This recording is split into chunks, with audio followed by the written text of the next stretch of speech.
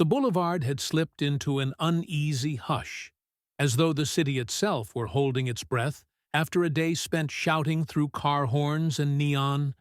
Only the limp glow of streetlights crawled across abandoned shop fronts, painting bruised rectangles on the asphalt. And there, at the ragged edge of downtown Los Angeles, an aging blue Cadillac Seville coasted to a halt, its steel bones sighing, headlights dimming, engine surrendering with one last metallic gasp. Behind the wheel sat a lone figure draped in a charcoal overcoat, brimmed hat angled like a shield, dark glasses swallowing any hint of recognition.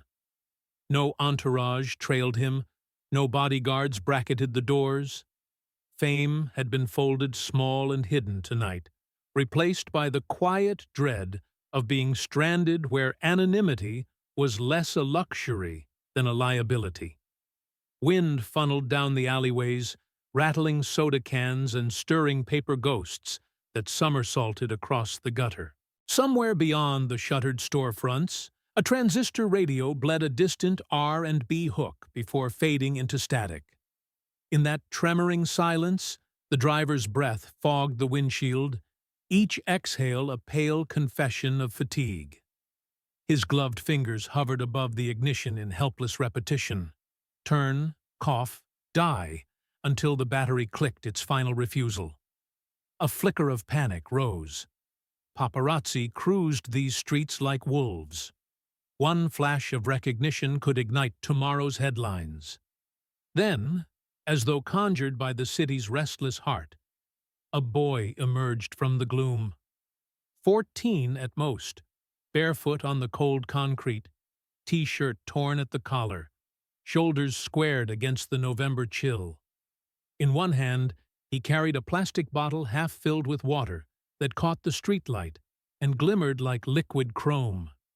He moved without hurry, but with the wary grace of someone schooled in alleys and back lots, someone for whom danger was background noise. Closing the distance, he raised the bottle in a wordless question. The tinted window lowered an inch, enough for air and a shared, silent appraisal. The boy saw only a weary stranger in need.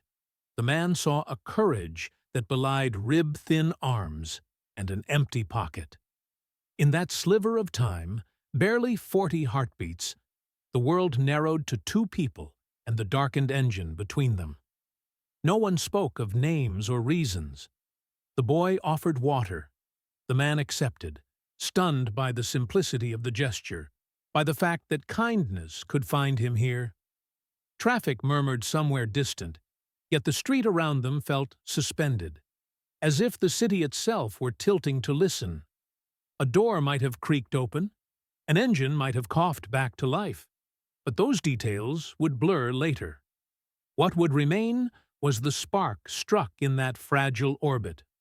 A superstar disguised as a shadow and a child weathered beyond his years, drawn together by mechanical failure and a shared, unspoken loneliness. Neither could suspect how that brief collision, less than a minute in the ledger of time, would send ripples through both their lives, setting in motion a hidden alliance that would challenge power, poverty, and the very idea of what it means to be seen. The night breathed restlessly over downtown Los Angeles, a vast unlit ocean of rooftops and thrumming power lines that seemed to wait for something impossible. Far off, the city's neon spine flickered like a tired constellation. But here, 3 blocks past the last open diner, nothing but watery orange sodium lamps guarded the cracked asphalt. In this charged stillness, an aging blue Cadillac Seville drifted to a hesitant halt, its exhaust curling upward before thinning into nothing. Inside the vehicle, a tall figure sat motionless, hands loose on the steering wheel as though afraid to tighten their grip and shatter the fragile anonymity surrounding him. He wore midnight-tinted spectacles that concealed eyes, already bruised by flashbulbs and constant appraisal, and a felt fedora tugged low enough to erase the celebrity outline millions could sketch from memory. The engine coughed, faltered, died. Silence, so sudden it felt electric, flooded the cabin. He closed his eyes and heard his pulse answering from his throat, from the taut skin behind his ears. The world outside seemed to edge closer. Distantly, a bottle shattered, then a shout, then the erratic bark of a mongrel. A street lamp hummed, its light sickly and uneven, casting shattered halos across peeling billboards. Inside the car, that lamp's glow draped itself over a gloved hand that trembled ever so slightly before being hidden beneath a black wool sleeve. He inhaled the metallic tang of the stalled engine, mixed with the faint scent of stage makeup that lingered on his collar like a stubborn ghost. A boy emerged from that darkness, barefoot, t-shirt torn at the hem, water bottle glinting as though it had collected the moon. No swagger, no threat, just a quiet gravity that parted the gloom around him. For a heartbeat, the man behind the glass wondered if he were hallucinating from fatigue. But the boy kept coming, each footfall measured, unhurried, immune to the menace of the street. When he arrived at the driver's window, he tapped the glass once, knuckles gentle, then held up the bottle with an almost ceremonial tilt of his wrist. 40 seconds. That was all the universe granted them. The window eased down. Their eyes met in the narrow exchange of air and silence. A performer who had sung to stadiums yet could not ask for help, and a teenager who owned nothing but time and the stubborn refusal to bow to despair. Neither spoke of names. Neither asked for reasons. What passed between them was older than answers, a flicker of recognition that two unbearable solitudes had briefly found each other. Later, memory would tease out every detail. The faint sheen of sweat on the boy's brow, the sweetish gasoline odor clinging to the Cadillac's cracked dashboard, the distant siren that bent the night and vanished, leaving only the thud of two hearts surprised to discover they were not alone. The car would rumble back to life, the boy would step away, and the city would close its mouth as though nothing extraordinary had happened. But something had shifted, subtle as the Earth's axis tilting. Out of sight, destinies began realigning like magnets finally given permission to find their poles. Two strangers, one crowned by fame, the other erased by poverty, had shared a sliver of breath. And in that breath, countless possibilities stirred awake, stretching limbs they never knew they possessed. A veil of dark clouds glided across the half-hidden moon when the Seville died for the second time. Only minutes earlier, the boulevard had been a ribbon of momentum, smudged taillights receding like distant larvae in the smog. Now the car's interior felt coffin-still, the dashboard clock's faint green digits illuminating November 14, 1989, 11:38 p.m. He shifted in the worn leather seat, the lining groaning like a disapproving stage curtain. Panic pricked the back of his neck. He pressed the ignition again, a rasping churn, then nothing. Outside, stucco storefronts crouched behind roll-down grates scrawled with graffiti he could not decipher. A single payphone glimmered under its cracked plastic hood, a museum relic he dared not approach. He told himself, keep breathing, keep invisible. The security detail had been dismissed hours earlier. Anonymity was supposed to feel liberating. Instead, it felt paper-thin, ready to tear at the first gust of bad luck. He pushed open the door, boots touching pavement scarred by oil stains and chewing gum fossils. The ambient city glow barely reached this forgotten spur of road, but the scent, diesel, cheap liquor, stale fries, filled every lungful. He sensed eyes somewhere in the gloom, watchers, opportunists, maybe simply the curious. If a camera flashed now, the image would circle the globe before dawn. Footsteps approached, light, irregular, scraping gravel. He pivoted, the brim of his fedora slicing the cold air. Emerging from behind an overflowing dumpster came a skinny teenager whose ribs pressed against fabric as though seeking warmth. A sliver of streetlight found the boy's face. Wide eyes, startled but unafraid. He carried no weapon, only a repurposed plastic bottle half full of water that caught the pallid glow like liquid quartz. "Car trouble?" the boy asked, voice low, words clipped by an accent born of playground skirmishes and long nights listening to police radios through thin trailer walls. The man hesitated, calibrating his register. The feathery falsetto that mesmerized arenas felt absurd here. He let his tone settle somewhere near conversational. "Seems like it." The boy set the bottle on the curb and wiped grease-darkened fingers on his jeans. "Pop the hood." A reflexive refusal rose in the man's throat. He swallowed it.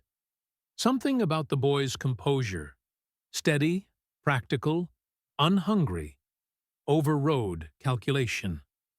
The latch released with a clank that echoed between shuttered shops. Steam hissed. The boy leaned over the engine bay, expression sharpening into mechanical focus. Wires, belts, metal ribs.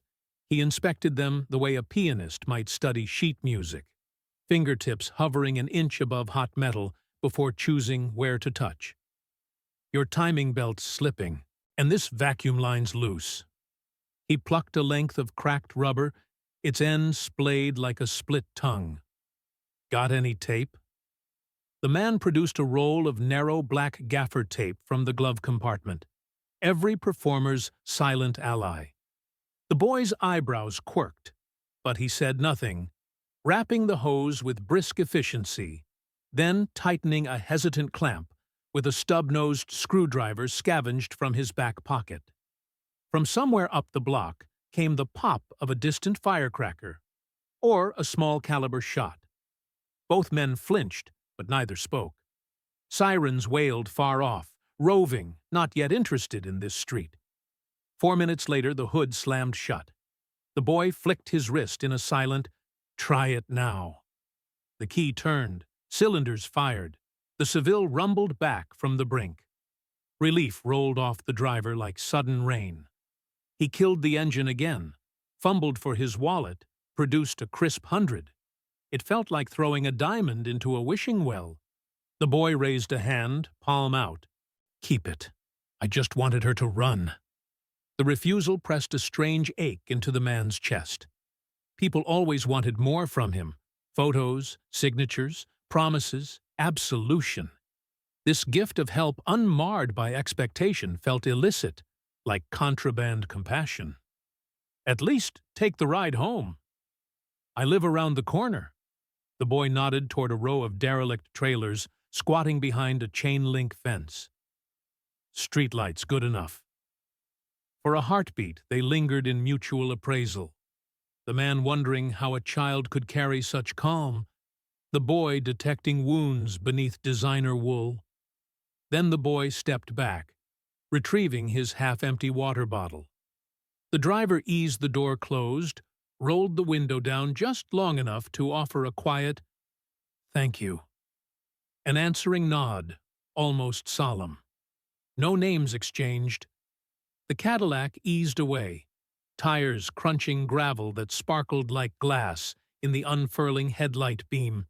In the rear-view mirror, the boy's silhouette shrank, swallowed by an alley mouth jagged with shadow. Only when the cityscape resumed its blur did the man allow the shiver to travel the length of his spine. Something vast had tilted inside him, tectonic, irreversible. The boy's unvarnished humanity had slipped past every barricade, bodyguards, lawyers, velvet ropes, and now reverberated in the quiet chamber of his ribs. He did not know the boy's name, had no guarantee he would ever see him again, but a promise had already formed, weighty and undeniable. This night would not stand alone.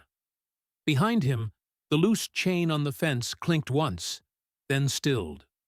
A stray wind gathered wrappers into a miniature cyclone and scattered them across the asphalt as though erasing footprints.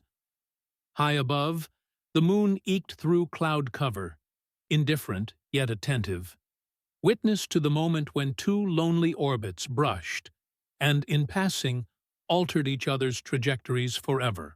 Dawn never truly visited Neverland Valley Ranch. It drifted through like a polite guest, muted by imported oaks and high garden walls, filtered through beveled glass that turned sunrise into watercolor. Michael sat at the end of a vast cherrywood dining table, untouched breakfast cooling in front of him.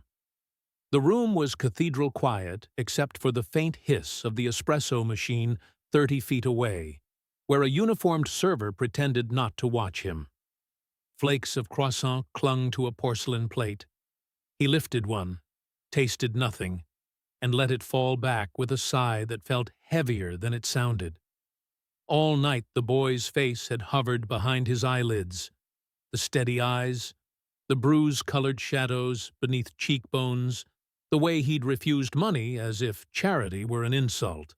Michael had tried the usual distractions, sprawling through melodies at the Steinway, sparring with his own silhouette in the dance studio, yet every chord and every spin dissolved into the memory of a hoarse adolescent voice saying, "Pop the hood." At 9:07 a.m., a secretary materialized beside him with a clipboard full of itinerary, costume fittings, lawyers' calls, a midday satellite interview about rumors he'd long stopped denying. He initialed boxes without reading them, mind already plotting escape routes. When she left, he rose, tucked his fedora low, habit more than necessity indoors, and walked through halls smelling of lemon polish and vintage film posters. Outside, sunlight dazzled the marble driveway. Peacocks shrieked somewhere beyond manicured hedges. A black limousine idled, chauffeur waiting. Michael bypassed it, heading instead for the service gate where courier vans entered. "Call off my day," he murmured into a walkie-talkie clipped to his belt, voice soft but iron-sure. "Personal emergency. I'll be unreachable." He switched the device off, severing the constant heartbeat of schedules. The driver of a generic Greytown car, rented in a false name, accepted a manila envelope of cash without question. Michael slipped into the back seat, pulling the door shut on lawns so perfect they looked artificial. Tires crunched gravel, then pavement. The ranch receded in the rear window, like a hallucination wavering at the end of a dream. Closer to the city's core, daylight felt thinner, scraped raw by smog. Elias woke late, throat sore from exhaust fumes that leaked through gaps in the trailer's tin seams. His sister's scribbled note lay on the cracked Formica counter. "Double shift again. Left you the rest of the chili." The pot in the fridge held 2 spoonfuls, more congealed grease than beans. He swallowed a mouthful of tap water, hoping the metallic taste would quiet his stomach. On the stained mattress that served as bedroom and sofa, a stack of overdue textbooks waited. He ignored them, pulled on jeans stiff with yesterday's oil, and stepped outside. Morning traffic howled a block away, but here alleys lay half asleep. Stray dogs nosed garbage. A woman argued with a telephone operator from her porch. Elias jogged toward Easton's Auto, the unlicensed shop wedged behind a shuttered hardware store, praying the owner hadn't discovered he'd borrowed a screwdriver last night. Easton's smelled of burnt rubber and cheap coffee, the kind that left grit between teeth. Grease-caked fluorescent lights flickered overhead. Only 2 bays were open. The others sat dark, waiting for customers who couldn't afford legal garages. Elias liked the place, the clatter of sockets, the language of engines clearer than any spoken word. But he knew the cops circled it like buzzards, waiting. He washed parts in solvent, rewrapped electrical tape around frayed harnesses, and memorized every groan a carburetor could make. He never mentioned the stranger in the Cadillac. Secrets kept you breathing. Shortly after noon, a delivery van blocked the shop entrance, driver ordering stale donuts from the taco stand next door. Elias wiped hands on a rag and stepped outside for air.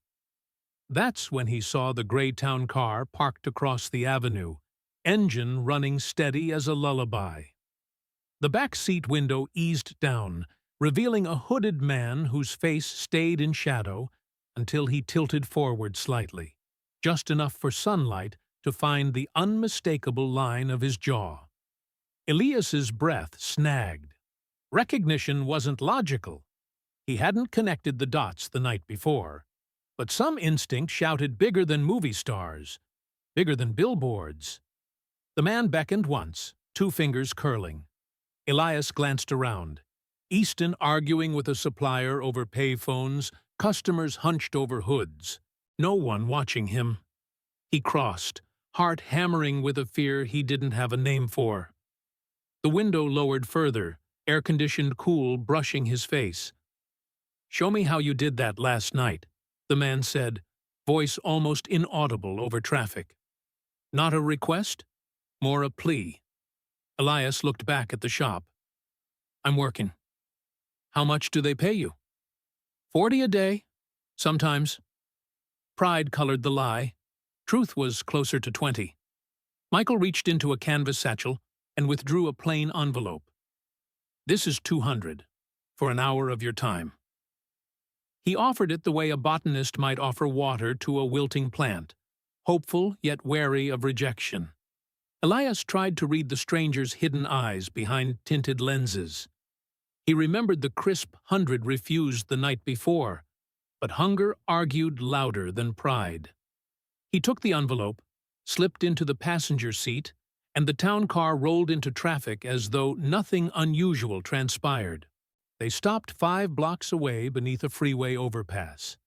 Shadows there were deep as wells, engine noise drowned by the endless hiss of rubber on concrete overhead. Michael popped the hood, stepped back. "Teach me," he said simply. Elias peered in. The engine was immaculate, odd for a man who drove a battered Seville the night before. But a vacuum line had been loosened deliberately, a thin tube nudged free. "You did this yourself?" "I needed a reason," Michael confessed, cheeks coloring under brown skin. "I didn't know where to find you otherwise." The admission stunned Elias more than any celebrity revelation could have. He swallowed, reached in, reattached the hose. "That's it." "Show me again." Slowly. So he did, explaining pressure differentials, how a misfire feels through the steering column, why a wet thumb can detect a faulty spark. Michael listened like a monk before scripture, nodding, asking questions so precise Elias forgot this was an idol of magazine covers. Here, he was just a man wishing to understand engines, or maybe wishing for something Elias couldn't articulate. When the lesson ended, Michael closed the hood, hands lingering on the steel as though imprinting the moment. Traffic rumbled, pigeons flapped above, and under that gray light, 2 strangely aligned lives paused in tentative equilibrium. "There's food nearby," Michael said at last. "Join me." Elias's stomach lurched at the thought of chili residue waiting at home. Yet fear crawled in. Cops, Easton, debts. "I still have a shift." Michael studied him. Behind tinted glasses, his voice carried exhaustion older than both their years combined. "No one will miss you for 1 meal." He gestured to the back seat, where takeout menus lay already ordered.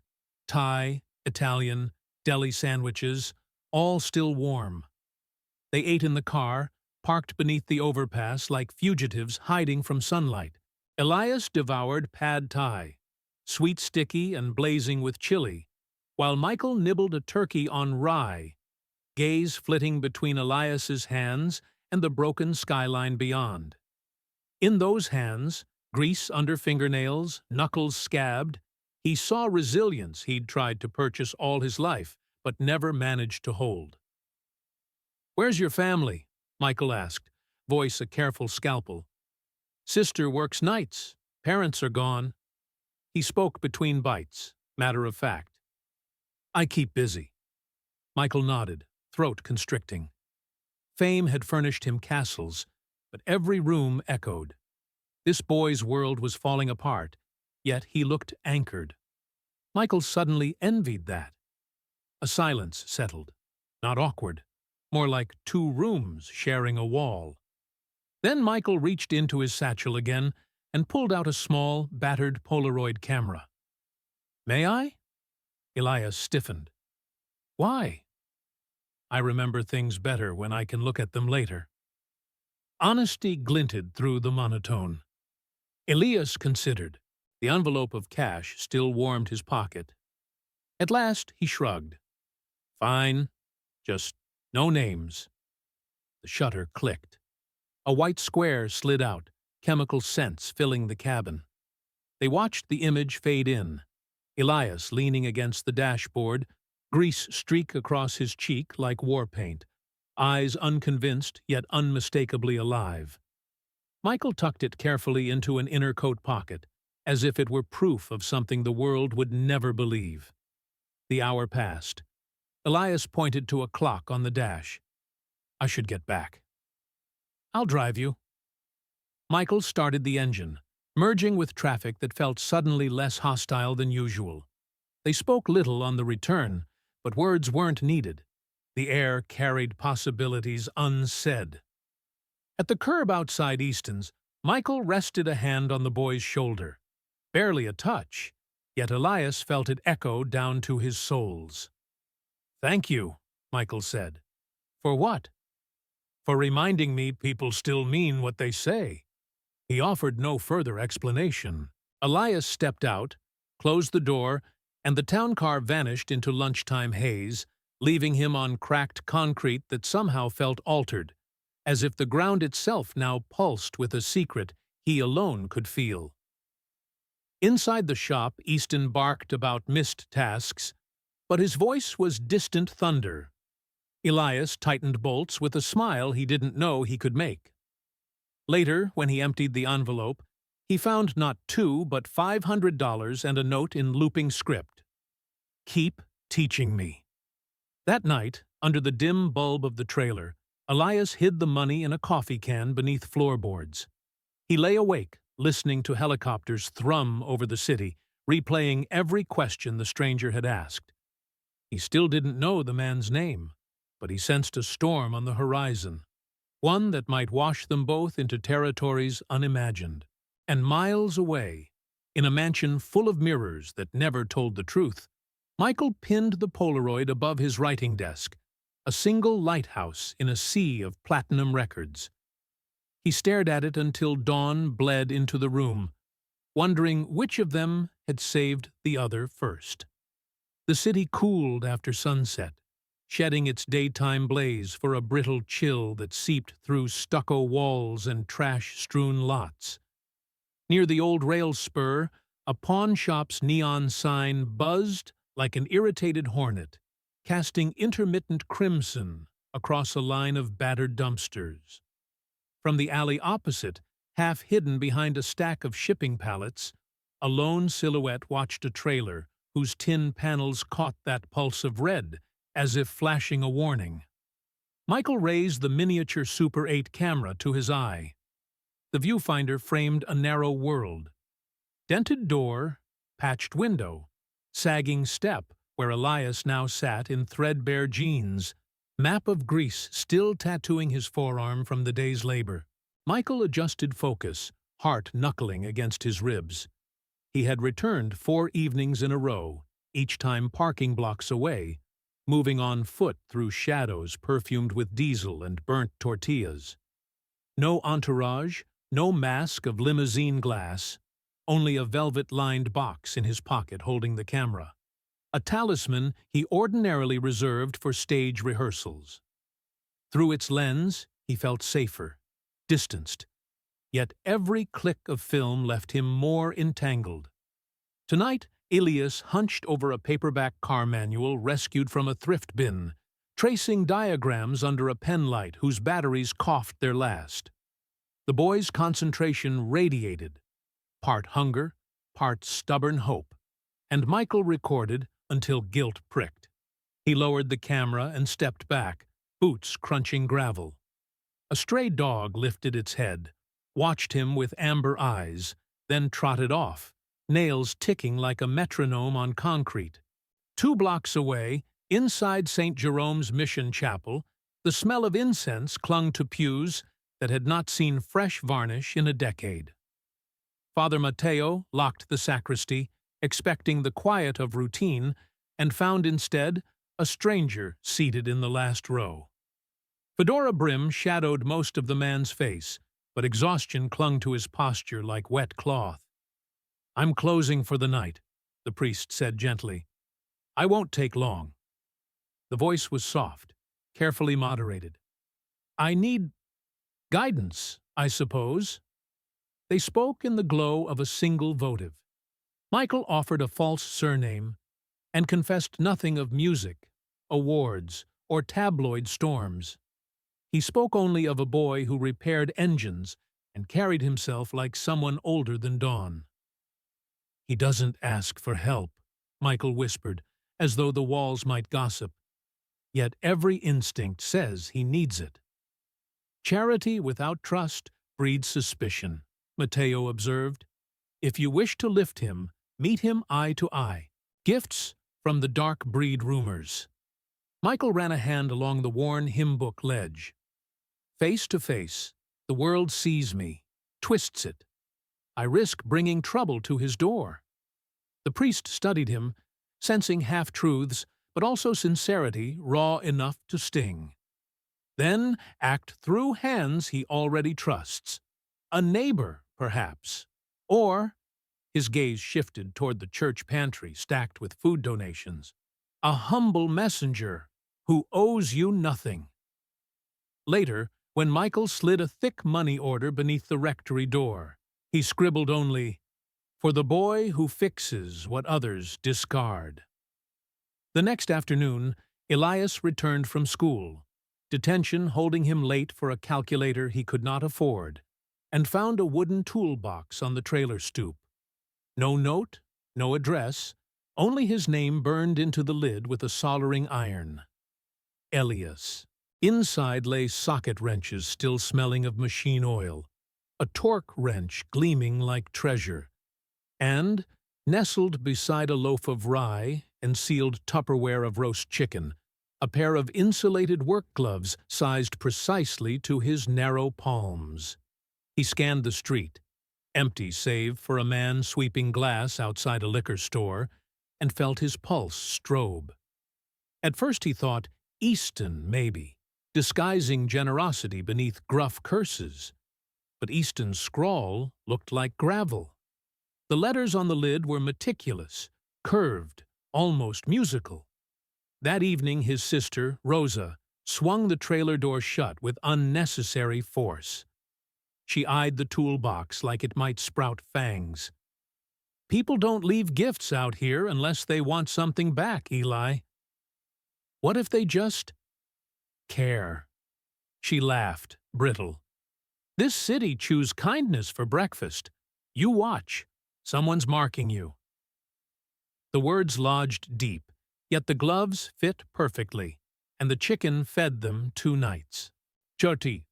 Michael kept his distance for 5 days, tormented by headlines he couldn't ignore.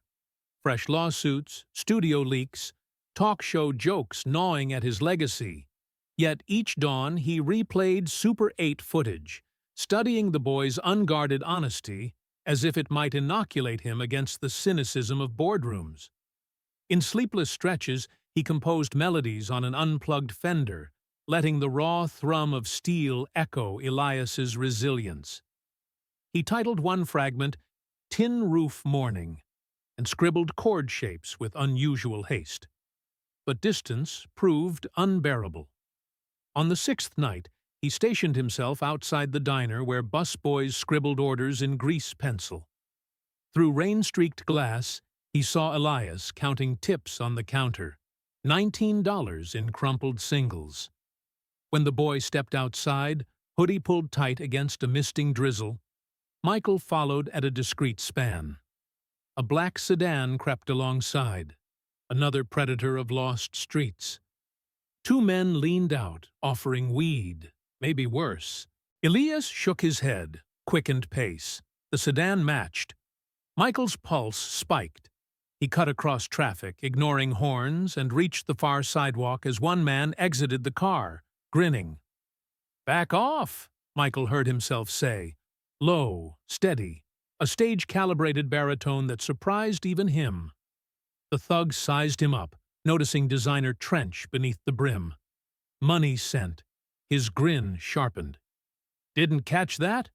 Michael stepped forward, coat falling open to reveal nothing but conviction. Behind him, distant sirens rose, chance or fate he never knew. But the predators hesitated, retreated to idling steel, and peeled away with a screech that splashed rain over Michael's shoes. Elias stared, breaths shallow plumes in cold air. "Why are you here?" "For you," Michael admitted, voice shaking now that danger had passed. "Because sometimes help must have a face." The boy's shoulders sagged, suspicion wrestling gratitude. "I'm not your project." "You're my friend," Michael answered, tasting the unfamiliar word. Friend?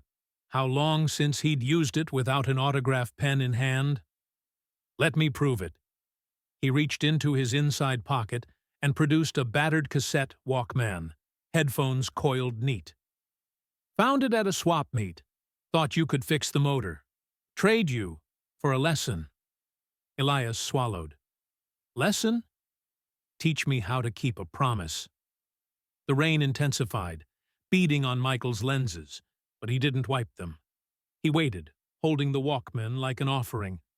Finally, Elias took it, thumb brushing cracked plastic.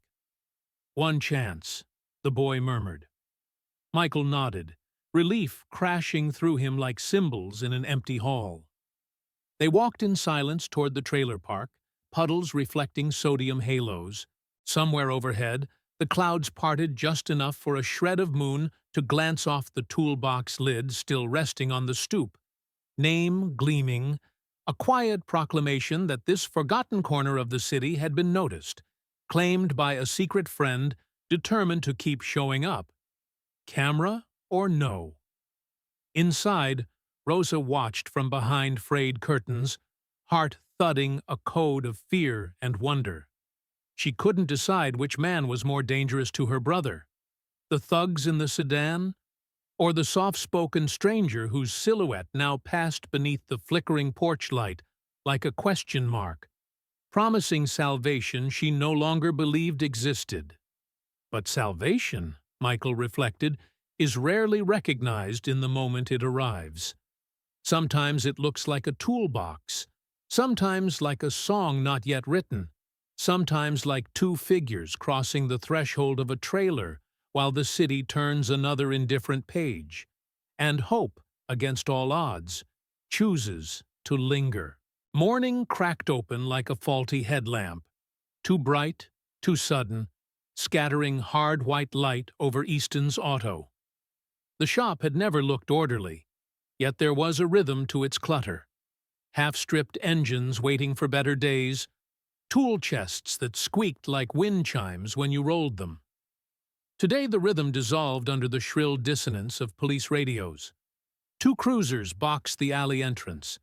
Amber bars revolved, splashing color against corrugated doors the way carnival lights tease an empty lot. Inside, mechanics froze mid-socket, oil dripping in slow, obscene syllables from a lifted Chevy. Uniforms filled the bay, boots grinding decades of grease into the concrete as though erasing history, one footprint at a time. Easton, broad-backed, red-faced, tried charm first, then sarcasm, then outright pleading. None could compete with the warrant waving like a funeral flag in Sergeant Hanley's fist. Elias watched from behind a shelving rack stacked with mufflers, gut punctured by a familiar chill. Authority rarely came here unless it meant to take. A rookie spotted him, shouted. Instinct flared. Elias ducked past the parts washer, bolted through the side exit, sneakers slapping puddles that hadn't dried from the dawn drizzle. Adrenaline telescoped sound, the slam of the squad car trunk, Easton's bellowed curses, until everything tunneled to the drum in his chest and the ragged whistle of his breath. He tore down an alley of dented trash barrels, vaulted a chain-link fence whose rusted barbs nicked his palm, then dropped into a vacant lot where weeds grew as high as door handles. Sirens dopplered somewhere east. He crouched inside a halo of Queen Anne's lace, pressing his bleeding hand to his jeans, and tasted copper at the back of his throat. The toolbox gift, the repaired Walkman, the cash tucked beneath loose floorboards, all of it flickered through his mind like cards in a rigged deck. Everything good felt one step from being confiscated. If the cops connected him to Easton's unlicensed labor, they could haul him to juvenile hall. Rosa would never afford bail. He waited until engines faded, then crept toward the trailer park, shoulder muscles twitching with phantom grips. By the time he reached their lot, dusk had begun to smudge the sky, painting transmission fluid streaks across a tangerine horizon. The trailer sat hunched, roof vents rattling in the quartering wind. Its single porch bulb sputtered, threatening to quit. Elias slipped inside, bolted the lock. The space felt tighter than usual, like walls inhaled while he was gone. He rummaged for gauze, settled for duct tape, wrapped his palm, and paced. The echo of bootsteps in the shop replayed on a loop. With every pass across the linoleum, a plan mutated. Maybe hitch south, where palm groves swallowed runaway kids. Maybe call in favors from a cousin in Fresno who'd vanished into orchards and seasonal pay. But each idea imploded against the memory of Rosa's exhausted smile when she counted tips at dawn. He pressed his forehead to the cool metal of the door, eyes closed, and asked the empty room for a map out of this mess. Across town, Michael rehearsed choreography in a cavernous studio rimmed with mirrored walls. The track piping from the speakers had been looped so long it lost flavor, like gum chewed past sweetness. When the phone echoed through the rafters, he paused mid-spin, gloved hand hovering at shoulder height, sweat flaring off fingertip diamonds beneath fluorescent glare. No one had the number to this line except Father Mateo. The priest's voice carried fragments of the raid: unlicensed garage, police units, young workers scattered. Michael felt the floor fall by inches, though his body stood rigid, still half-posed in choreography. He thanked Mateo, ended the call, and stared at his reflection. A man costumed as an icon, yet helplessly human beneath sequins. One thought pounded, "Find Elias before the streets do." He swapped rehearsal boots for scuffed loafers, shrugged into a charcoal overcoat, and left through a service corridor that smelled of stale rosin and hallway bleach. Outside, the twilight carried the metallic promise of rain. His driver, unused to seeing him unannounced, scrambled to unlock the Seville, newly tuned, discreet among luxury sedans. Michael slid behind the wheel himself, waving away protest. Headlights stabbed the gathering dark, and he steered toward the tangle of ramps that funneled dreams and fugitives alike into downtown. The trailer's door rattled under a deliberate knock. Single, soft, then silence. Elias flattened against the kitchenette counter, muscles poised to spring. Another knock, knuckles barely grazing metal.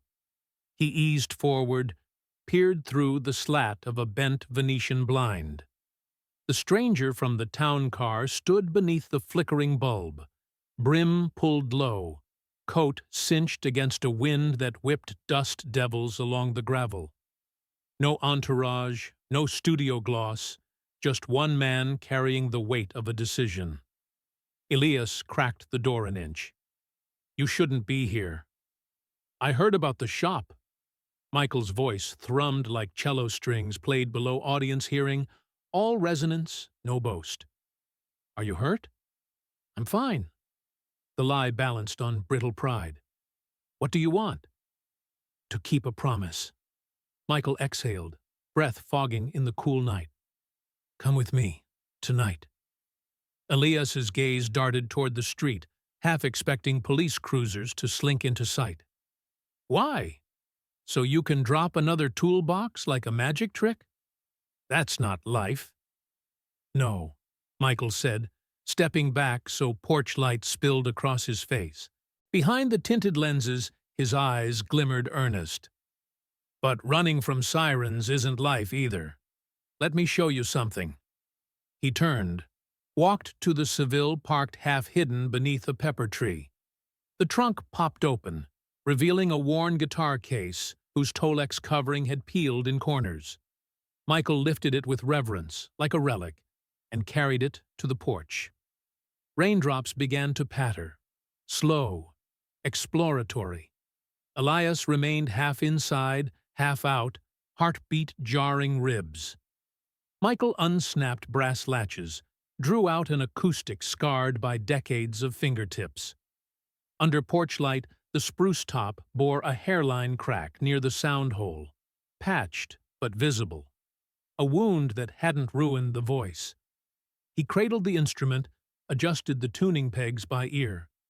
The first chord shimmered into the night air, fragile yet unwavering. Then he began to sing. No studio reverb softened the edges, no synth lines scaffolded the melody. Only a voice, naked, vibrating against cold air and distant traffic. The words traced a mirror, changing oneself to change the world. But Elias, unaware of charts or Grammys, absorbed it as raw testimony. Rain intensified, drumming roof tin, yet Michael's timbre cut through like a lighthouse beam. Each lyric seemed addressed solely to the boy, standing in the half-lit doorway. Every held note, an outstretched hand across years of loneliness both had waded through. Elias felt the song climb his spine, lodging behind eyes that rarely cried. Calluses on his mechanic's fingers tingled, recognizing truth in the vibration of strings even from feet away. When silence finally fell, it was not empty. It held the afterglow of something irreversible. Michael rested the guitar against his thigh. "Music saved me more times than I can count," he said, voice husky, rainwater slicking curls that escaped his brim. "Let it save you now. Come." Elias stepped onto the porch fully, rain speckling his sweatshirt. Fear still circled, but awe strode beside it, and together they outvoted hesitation. He glanced down the row of trailers, all doors shut, televisions flickering blues and whites behind threadbare curtains. No one would stop him, but the future waited like an unlit engine begging for spark. He closed the trailer door, pocketed a photograph of his parents that leaned against the kitchenette salt shaker, then followed Michael to the Cadillac. The guitar slid into the back seat. Elias climbed into the passenger side, feeling upholstery sigh beneath his wet clothes. Michael settled behind the wheel, turned the ignition.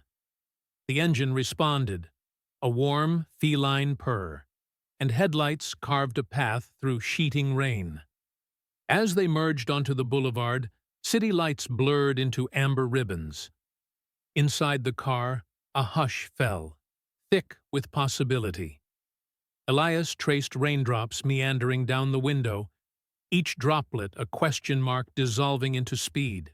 He did not know where they were headed, only that someone had sung to his hidden fractures and promised they could mend together.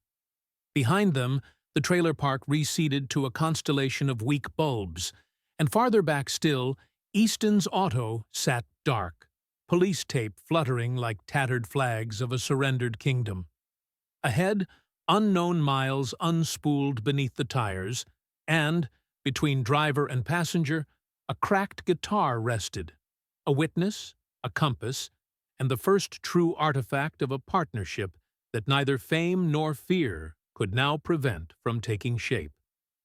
The tires whispered across the valley road for nearly 3 hours before the landscape shifted from parched chaparral to manicured dreamscape.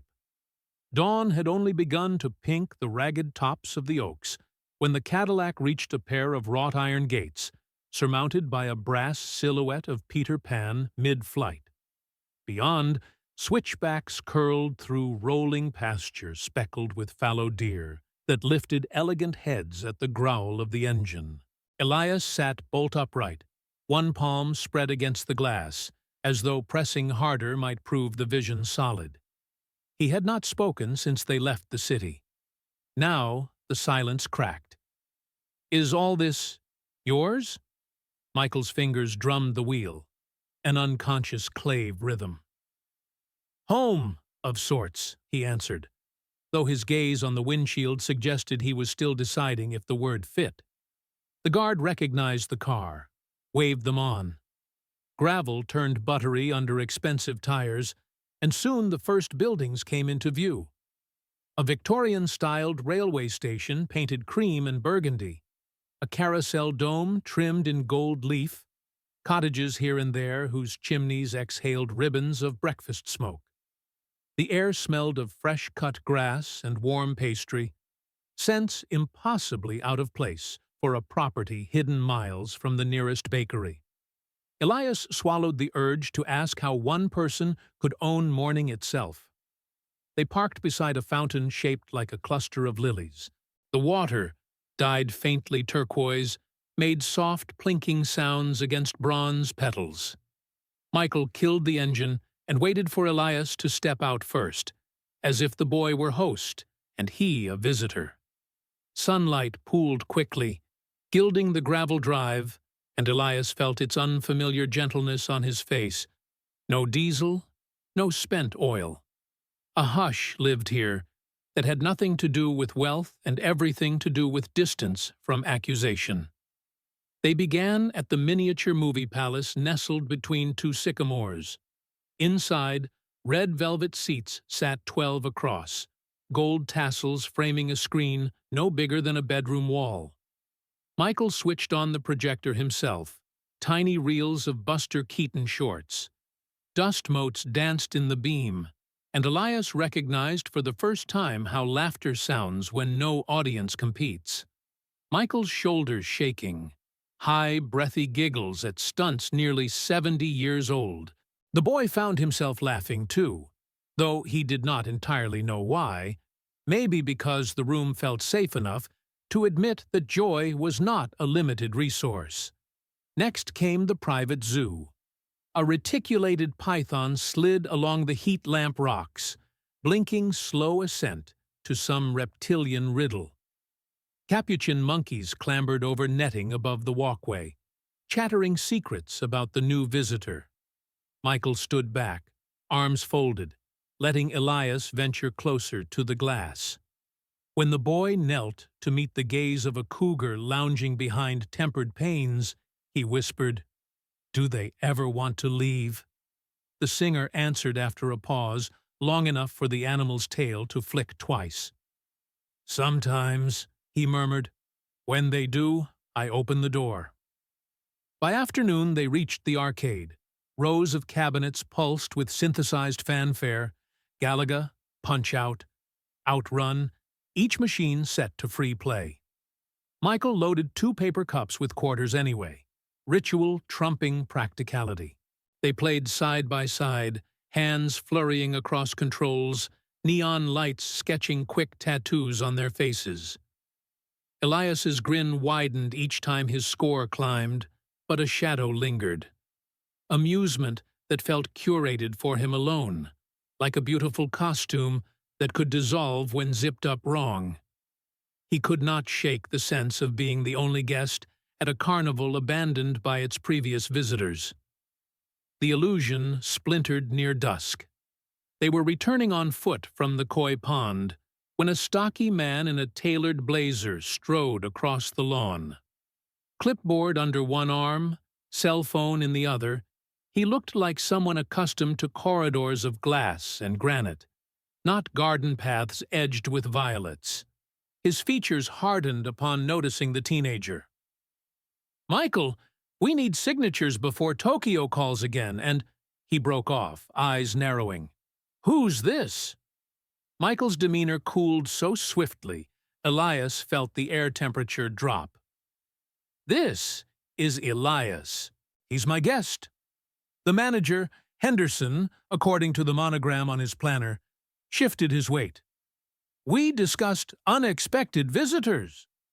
He attempted a smile that didn't reach his pupils. "Security considers it. I consider him family." Michael's voice carried no tremor, yet Henderson recoiled as if from a blow. "If you have business, wait in the office." A flick of the hand dismissed a lifetime of budgets and schedules. The manager hesitated, gauging whether to push back. The singer's posture made the choice for him. Henderson bowed his head, a courtier rebuked, and retreated in a flurry of clipped steps, shoes crunching seashell gravel louder than etiquette allowed. Elias exhaled only when the blazer vanished behind a hedge of camellias. Michael turned, regret softening his features. "I promised the day was yours. Let's not let suits steal it." But the spell, once fractured, could not be fully mended. They toured the sycamore maze, rode the narrow-gauge train that circled the ranch, yet an undercurrent of caution threaded every exchange. Elias wondered how many managers, lawyers, and publicists lurked behind windows counting his footsteps, measuring liability against goodwill. That night drizzle whispered across the roof shingles, the first rain in weeks. Rather than retire to separate wings, they settled in the family room, a space paneled in cedar, lit by a single hearth that painted moving stories on the ceiling. A stack of board games occupied one corner. Michael rummaged, emerging with an old wooden backgammon set smelling faintly of clove cigarettes. They unfolded the board between them on a low Moroccan table. Dice skittered, checkers advanced and retreated. Outside, frogs tested new puddles with tentative croaks. After several rounds, Elias set down his cup of cocoa. Real milk, no powdered mix, and studied his host. The fire carved hollows under Michael's cheekbones. It also revealed nerves flickering like candle wicks behind dark irises. This house, sprawling and twinkling, failed to shield him from the very emptiness he hoped to escape. "I'm not sure why I'm here," Elias said, voice barely above the hearth's crackle. "Feels like stepping into someone else's story." "You are the story," Michael replied simply. "I've spent years surrounded by people who recite what they think I want to hear. You don't." Elias chose words with tweezers. "I'm afraid of owing favors I can't repay." "You owe me nothing." Michael reached for the doubling cube, turned it idly, pips flashing ivory black. "Your honesty is rare currency." The boy watched flames for a while. In them, he saw the silhouette of the trailer park, the busted streetlights, Rosa's thin smile stretching across graveyard shifts. "Kindness usually comes with a hook," he said. "I don't want to bite." Michael set the cube down, palms outward in a gesture of surrender. "Hooks catch what tries to swim away. I'm inviting you to swim beside me, not behind." He hesitated, as though parsing his own metaphor. "I'm terrified of solitude masquerading as freedom. You remind me that the fence can open." Thunder rumbled far off, a muffled timpani. Elias moved his red checker, trapping 2 whites. "I can't promise I'll stay, but I'll finish the game." A smile appeared on Michael's lips, small, sincere, almost childlike. They played until embers grayed and the grandfather clock tolled midnight. Most conversation wove between roles, music, torque specs, the taste of hospital oatmeal on the morning Rosa was born, little confidences stitched into the felt of the board. When Michael finally conceded the match, Elias gathered the pieces, slid them into their velvet pouch, and closed the lid with a reverence the set likely hadn't felt since its first owner. As they rose, Michael asked, "Would you feel safer if we drive back at first light?" Elias weighed the offer. The thought of returning to the trailer before dawn, damp mattress, shadows of police tape at Easton's, chilled him more than the night air now seeping under the door jamb. "No," he said. "For once, I'd like to wake where nothing's broken." Michael's nod contained an entire lullaby. He guided Elias through a corridor painted with murals of moonscapes, then paused outside a guest room whose windows framed the carousel's motionless horses, manes frozen mid-gallop. "If you need anything, knock once," he said, tapping the jamb. "Twice means it can wait until morning." The singer's footsteps faded. Elias entered the room. A reading lamp burned low beside a bureau, its glow falling across an album of watercolors, pirate ships, tree houses, constellations no astronomer would certify. He did not open it, afraid the pages might vanish if handled too roughly. Instead, he crossed to the window and lifted the sash a handspan. Night air carried the scent of wet loam and distant cotton candy. Some vendor cart abandoned for tomorrow's children. Easing onto the quilted coverlet, he let eyelids sink. The carousel outside stood still, yet music played faintly in memory. Guitar strings strummed under a leaking porch lamp, a voice singing into rain, promising rescue from sirens. This, he decided before sleep took him, might be the safest place he had ever been, even if only for tonight. Across the hall, Michael pressed his back to a closed door, exhaling through pursed lips. The mansion felt less cavernous, with a single new heartbeat resonating within its walls. He did not switch on a lamp, preferring the corridor's gloom, which wrapped him without judgment. Somewhere deep inside, the terror of abandonment dozed for the first time in years, lulled by the soft certainty that when morning came, a boy would wake under his roof, unhooked, unclaimed, and, for now, unafraid. The city reclaimed them at twilight 2 days later, swallowing the Cadillac in its thick orange haze, as though Neverland had been a mirage evaporating behind the rearview mirror. Elias kept his forehead against the glass the entire drive, counting the flicker of exit signs, measuring how quickly wonder could turn back to noise. By the time Michael eased to the curb near the trailer park, dusk had settled into the brittle blue of a TV tuned to a dead channel. A neighbor's dog barked once, then retreated under a porch. Rosa's shift would keep her until dawn. No lights burned in the trailer. Elias thanked Michael with a nod. Words felt too fragile, and slipped out before the engine fully idled. He walked the gravel, hearing the Cadillac retreat, feeling both lighter and lonelier than he could explain. An envelope waited beneath the door. White. No stamp. Scrawled across the front in thick marker, "For you." He stepped inside, kicked the lock, switched on the stovetop bulb. Grease-stained linoleum glimmered like wet stone. He slit the flap with a thumbnail. Inside lay a single Polaroid. Grainy, high angle, unmistakable. The boy in a borrowed bomber jacket, standing beside Michael near the koi pond, both mid-laugh, unaware of being observed. Below the image, someone had penciled in block capitals, "We know who you're with." His stomach did a slow handspring.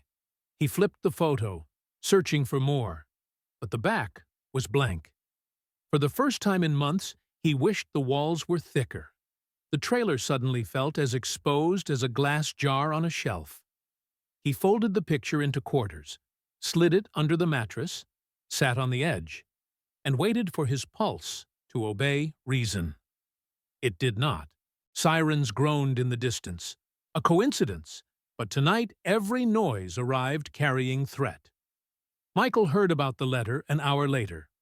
Elias phoned collect from the payphone outside Vargas Liquor, speaking in bursts, breath fogging the cracked plastic hood.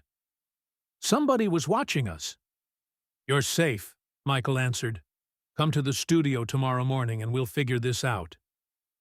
They know where I live. Static bridged the silence. Michael pictured the Polaroid, the reckless intimacy of that laugh. I'll send security tonight. No, Elias said. More cars draw more eyes. I'll come myself. That's worse. Click. The line died. Michael stood alone in a dressing room strewn with sequined jackets, the phone's droning dial tone drilling into his ribs. A reflection in the mirror caught the tremor in his hands. An old, familiar quake he hadn't felt since courtroom hallways and childhood hotel lobbies thick with screaming. He jabbed the intercom for his assistant. Call Henderson, he ordered, voice level, and make sure the chief of security meets us downstairs. Now. The conference room at MJJ Productions smelled of cold coffee and laminate panic. Henderson arrived first, tie loose, hair still wet from a shower he'd been dragged from. Two security supervisors followed, one clutching a manila folder marked Visible Cams, Ranch Sector C. Michael remained standing, arms crossed, gaze pinned to the big screen where the photograph had been projected. The pixelation almost softened the threat. Almost. Camera feed was accessed 3 nights ago, the security lead reported, tapping a laser pointer on the border of the projected image. Unauthorized download. Internal terminal. Prints narrowed to 3 employees. Names, Michael said. The man rattled them off. 2 were groundskeepers. The third was a junior public relations liaison assigned to Henderson's department. Henderson bristled. I run 80 staff. I can't chain every cubicle. Apparently, you can't chain one, Michael said, the sentence cool as surgical steel. How much did the Globe offer? Henderson's eyes widened, but Michael was no longer looking at him. He was watching the boy in the photograph, the unguarded spark of laughter that now felt stolen. A knot of heat gathered beneath his sternum. Anger, yes, but also something rarer. Betrayal that aimed past him and hit the child who trusted him to keep magic unphotographed. We'll shut it down, the security chief promised. Tabloid hasn't run it yet, so damage is containable. Michael's jaw flexed. Damage? You talk like this is about headlines. He pointed at the screen, fingertip trembling. That is a 14-year-old who fixed my engine when nobody else cared. He is not collateral. No one spoke. Fluorescence buzzed overhead. Henderson shifted, glancing at the exit as if gauging escape velocity. Michael noticed and, with frightening gentleness, said, Step out. Henderson swallowed, left. The singer turned back to the grainy image. Trace the leak. Pay whatever fee erases that negative. And if they've already copied it? The chief asked. Then we flood them with lawsuits so thick they choke on the ink. Michael exhaled, steadying. I want updates, every hour. Elias woke before sunrise, having never really slept. He packed essentials into a canvas rucksack. Torque wrench, the Polaroid, the battered Walkman, $43. He left Rosa a note. Stay safe. I'll be back when I can be no trouble. By 7 he was on foot, threading through warehouse districts toward the Greyhound terminal. Diesel gusts slapped his cheeks. Gulls wheeled overhead like laughter at his plan. He kept moving. At the same hour, Michael's limo screeched curbside outside the trailer park. He found Rosa on the stoop, note in hand, tears unshed, anger damming them up. She thrust the paper at him. "He thinks he's protecting you." Michael's pulse banged. "Which bus station?" "Probably Union." The terminal loomed like a rust-colored coliseum, all echo and urgent footfalls. Lines of travelers sagged under duffel bags, chasing new disappointments in distant zip codes. Elias stood at a vending machine staring through the glass, not seeing the candy bars, only the reflections of security guards pacing the concourse. He felt hunted, ridiculous, and suddenly very young. A familiar voice reached him, as soft as last night's rain, yet carrying over the racket. "Running fixes nothing." He turned. Michael walked alone, no bodyguard in sight, coat flapping behind him like a disproved rumor. Commuters slowed, some recognizing the silhouette, but the tension in his stride quelled any thought of approach. He stopped a meter away, breath visible in the air-conditioned chill. "They'll ruin you," Elias whispered, hoarse. "I can disappear. Story dies." Michael shook his head. "They tried to ruin me when I was 8, and they slapped my hands for missing cues. They tried again in courtrooms. I'm still here." He stepped closer. "But if you vanish because of my cowardice, that's a defeat I won't survive." Elias felt the photo like a hot coin against his ribs. "It's different now. I'm nobody. They can say anything." "That's exactly why we fight," Michael said, voice breaking with urgency. "So nobody stays nobody." He extended his hand, not a superstar's gesture, not a rescuer's, just a human invitation. For a heartbeat, Elias wavered, watching bus taillights through the glass doors, each one a possible future sliding away. Then he took the hand. Voices rose, a woman gasping at the celebrity, a camera shutter stuttering. Michael didn't flinch. He led Elias toward the exit, shoulders squared, and spoke without turning his head. "Let them write what they want. Truth will still fit in a Polaroid, but so will lies. The difference is, who's brave enough to stand inside the frame?" Outside, morning unfurled across the pavement. Traffic, exhaust, headlines waiting to pounce. Michael opened the limo door. Elias hesitated only long enough to feel the weight of the decision settle and lighten. Then he climbed in. The door thumped shut, and the car surged forward, swallowing them both in tempered glass, and the fragile promise that courage, once spoken aloud, might prove infectious. Rain bruised the afternoon sky but never quite fell, leaving the city suspended in pearly gloom as Michael's unmarked van slipped through the gates of Westlake Studios. No marquee announced their arrival. Even the security guard seemed to lower his gaze in tacit understanding that what passed behind these walls was meant for memory, not headlines. The building itself looked like an insurance office, stucco beige, narrow windows, polite shrubbery. Yet inside, corridors muffled every worldly echo, as though sound were a fragile substance to be conserved. Michael led the way with a nervous energy Elias had not seen before, shoulders rigid beneath a plain wool coat. They bypassed the larger tracking rooms with their stained glass consoles and threaded into a side wing where Session B waited. Small, cedar-paneled, smelling faintly of graphite and ozone.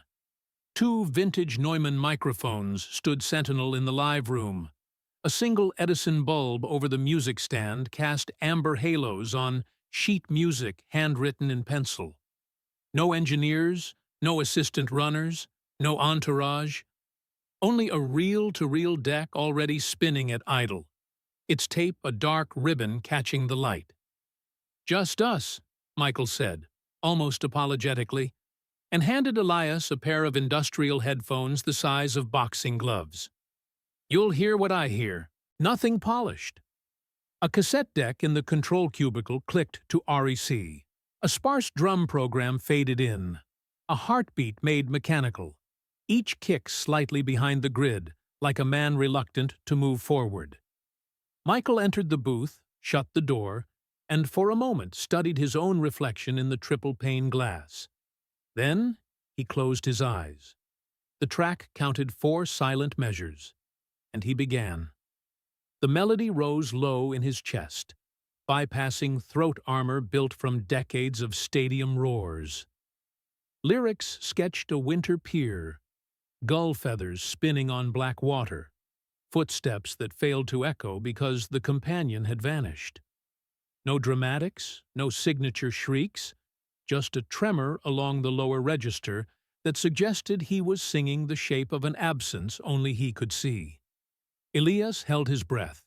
The live room felt too small to contain that sorrow, yet the walls made space, absorbing it like thirsty clay. First take finished. Michael gestured for a rewind, eyes still shut. Second pass climbed higher, a leap of faith onto thinner ice. On the word return, his voice fractured, neither sharp nor flat, simply human, and he stopped. Silence thunked into the room so heavily the tape hissed like distant surf. Through the headphones, Elias heard Michael murmur, "Again," barely audible, and the engineer-less deck obeyed the foot switch in the booth floor. Halfway through the third attempt, the fracture widened. Michael caught the mic stand with both hands as though steadying himself on a bus corner, inhaled, and let the lyric die unspoken. The tape kept rolling. He removed his headphones slowly, set them on the stool, then pressed forehead to the booth glass. Elias could see his lips moving. No sound in the control room, but the words looked like, "I can't now." A moment later, Michael slipped out, closing the booth door with an almost reverent hush, and walked past Elias without meeting his eyes. The hallway swallowed him, soles scuffing like parchment turned too fast. Elias remained frozen, headphones still clamped, real deck circling. Inside that loop he caught what studio audiences never would. Gentle breaths hitching, then soft sobs hitting the diaphragm's steel wool backing of the Neumann, turning into a static the tape didn't quite know how to translate. The sound was raw, unguarded, a man mourning in the language he trusted most, finding even that insufficient. When the reel spooled to tail, its motor disengaged with a sigh. The room reverted to silence so complete Elias could hear fluorescent fixtures buzz at different pitches. He eased the headphones off, cheeks warm though the booth was cool. A question pulsed behind his sternum. What does it cost a person to carry the world's expectations, only to glimpse them shatter in private? On a side wall leaned the battered acoustic he had repaired during sleepless nights, new tuning pegs, cracks glued, frets polished with toothpaste and faith. He hadn't meant to bring it today.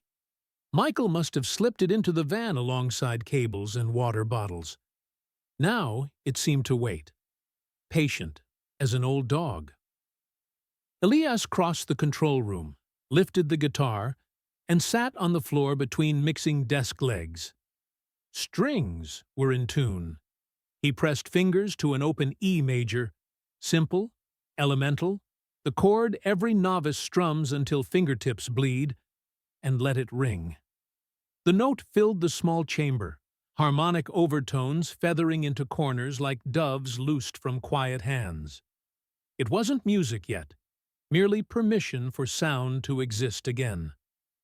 The door behind him creaked. Michael re-entered, eyes rimmed but steady, coat discarded. He stood in the threshold, listening until the final overtone vanished. Then he whispered, "That's where everything begins." Elias kept his gaze on the fretboard, not to avoid Michael, but to give him room to reclaim the air. "I don't have a song. Just this. A chord is a seed, Michael said, crossing to kneel opposite. He took the guitar gently, positioned Elias's fingers on the neck again. E major. Tilt your wrist. Good. From here, move one finger. You get A. Another, you get B. 3 shapes, and you're holding the skeleton of every rock song pressed to vinyl. Their hands almost touched over the strings, a quiet pact sealed in rosewood and nickel. Michael strummed once, hummed low, then set the instrument back in Elias's lap. Next time, he said, we write together. Outside, late afternoon sunlight finally broke through cloud cover, staining the studio's frosted clear-story windows gold. Dust motes whirled in sudden brightness like scripted applause. Inside, no one spoke of tabloids or lawsuits or gates breached. Instead, the room held the fragile hush of a church between prayers, alive with the miracle that 2 beating hearts had found fellowship in one unfinished song. Steam curled above the rotary presses long before dawn, carrying the smell of ink and machine oil down Ventura Boulevard like a rumor in liquid form. One after another, bundles of The Globe thudded onto metal rollers, front pages still tacky enough to smudge a thumb. The headline was built to wound. MJ spotted with boy mechanic. Late-night visits raise new questions. Beneath the block letters, a grainy photo, cropped for maximum ambiguity, caught Michael's silhouette beside a lanky teenager no editor bothered to name. A half-column of insinuations filled the space facts couldn't occupy. By the time sunlight broke, corner kiosks were selling out to commuters who read between red lights and gasped as if scandal were oxygen. Rosa saw the story first on her lunch break at the diner, newspaper draped over a sticky counter. The caption slammed harder than a double shift. Unidentified youth believed to be from downtown Trailer Park. A waitress whispered something that sounded like, "Trouble finds its own." Rosa clocked out early, heart-knocking plates inside her chest, and raced home through traffic that seemed to sneer. She arrived to microphones sprouting outside the trailer like invasive weeds. Freelancers, network crews, camera lights already warming the aluminum siding. "Is your brother in, ma'am?" "Did Michael drive the getaway car?" Flashes erupted. Rosa shielded her eyes, shoved past, locked the door, and found the note. Just a few words in Elias's slanted hand. "I'll be safe. Don't let them make you doubt." Nothing else. The kitchen felt suddenly enormous, a theater stripped of scenery. She sank to the floor between the fridge and the counter, newspaper headline blooming in her mind, until the letters quivered. At Neverland, the gates rattled under fists of journalists who had never cared for the deer or the carousel before. Inside, the crisis team clustered in the glass sunroom like surgeons around a critical patient. Pages of bullet-point talking points trembling in the air-conditioned draft. "Release a statement denying impropriety," the publicist urged, voice pitched to slice. "We invoke mentorship, philanthropy, common good." "No." Michael's answer came so soft, the first row almost missed it. "We're not apologizing for friendship." A second advisor tried a different tack. Then, distance. Say the boy fabricated access. Michael stood, chair legs grazing marble. "Lies fed by fear will starve the truth," he said, and the room went quiet enough to hear the koi fountain outside. Without another word, he left, coat slung over his arm like a discarded costume, keys to the Seville Cold in his palm. Back downtown, news vans ringed Easton's shuttered shop, boom mics dipping like vultures pecking at locked doors. Police tape still fluttered from the earlier raid, now reused as visual shorthand for intrigue. Michael skirted the block, brim low, eyes scanning for a wiry figure that wasn't there. He questioned 2 kids shooting dice, they shrugged toward the railway spur.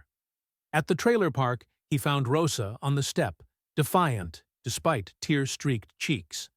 She handed him Elias's note without speaking. He read it twice, folded it, and asked only, where would he wait if the whole city felt like a trap? Trains, she said, voice cracked. He dreams of tracks that don't loop back.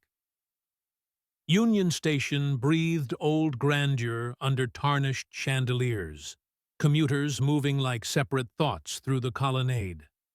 Michael walked its length, heartbeat trying to mimic the departure board clacking overhead. On a wooden bench near track 12 sat Elias, backpack at his feet, shoelaces untied as if flight were still negotiable. The boy's eyes followed a southbound coach rolling in, but he made no move. Michael sat beside him without ceremony. For several minutes they shared the ambient chorus, public address echoes, suitcase wheels, distant harmonica busker, sound enough to hide unsaid things. Finally, Michael spoke, gaze fixed on the opposite wall's mosaic. You're the truest soul I've met, and all I've ever been is a man called Michael. Nothing more. Will you let that be enough? Elias's reply snagged in his throat. He had run to protect a hero, and found the hero asking for permission simply to exist. The train doors slammed shut, diesel rumbled, and tears he'd armored since childhood broke rank, tracking clean lines through city grit. He tried to turn away, but Michael's arm came around with a gentleness that asked no permission. Reporters might still roam the concourse, cameras might already be lifting, yet for a shard of time the station belonged to two fugitives from different prisons, one of poverty, one of fame, who discovered that solace could be exchanged without words, only presence. The departure board fluttered to a new set of destinations neither would take tonight. The rumors outside thickened. Printers kept printing. But here, in the hush between announcements, truth felt weightless enough to carry home. From the instant the photograph hit the breakfast show news loop, downtown felt dipped in syrupy greed.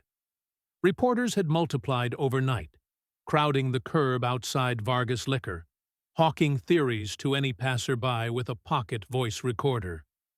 They came perfumed in coffee, cheap hairspray, and the prickle of hastily rented ambition. Even the December air seemed to adopt that scent, like warm coins handled too long. Where Elias once threaded alleys unnoticed, now lenses tracked his silhouette the way cats follow a red dot. It was not just the press. Hustlers, gossip freelancers, half-remembered classmates, anyone who might squeeze a nickel from rumor, materialized, each bearing the same electric grin that says, I know a shortcut to paradise, if you'll just sign here. The most persistent arrived one damp afternoon, wearing a suede jacket several pay grades above the neighborhood. Bobby Raines leaned on the chain-link fence outside Rosa's trailer, as though he owned the lot. He had been a drinking buddy of Elias's father, back when jukeboxes still spun for a quarter. Age had carved gullies beside his nose, but the smile was intact, a crescent moon suggesting secrets best told after midnight. "Kid," he called, tapping cigarette ash into a styrofoam cup. "World's handing you the key. Don't leave it rusting in the lock." Elias considered bolting. Habit whispered. But Rosa had just left for her double shift, and he was tired of running. He stepped onto the stoop, arms folded to hide the tremor that had lately become a stowaway in his muscles. Raines produced a glossy folder. Inside rested a contract no thicker than a diner menu. A red arrow sticker marked the signature line. Network logo embossed at the top. One of those late-night talk shows that chewed guests and spat applause. 40,000 for 20 minutes, Bobby said, eyes glittering. You walk in, you tell your truth, how the king of pop made you his miracle godson. Cameras adore a rags to riches. My truth, Elias echoed, thumb grazing the folder's laminate. The paper smelled of toner and freshly printed futures. You think he's setting you up in silk for free? Bobby lowered his voice. Public loves a prodigy until the halo slips. When that happens, they'll come for you, not him. Get compensated before the feeding frenzy. Across the lot, a pair of freelance photographers pretended to shoot the skyline. Their lenses tracked every gesture. Elias felt their shutter clicks like mosquitoes at his ear. Bobby stepped closer, pitch becoming confessional. Your old man always said the American dream comes wrapped in small print. He missed the chance to read it. Don't repeat his error. The name of his father, spoken so casually, punched the air from Elias's lungs. He closed the folder, handed it back. I'll think, he managed, then ducked inside and bolted the door. Hours later, Rosa returned, apron smelling of fryer grease, eyes rimmed red from onion steam, and something deeper. She listened in silence as Elias recounted the offer. When he finished, she sank onto the couch, shoulders sagging like a snapped clothesline. We're one step from eviction, she whispered. Maybe letting them print their garbage is the fastest way to make it stop. He had expected anger, not resignation. The capitulation stung worse.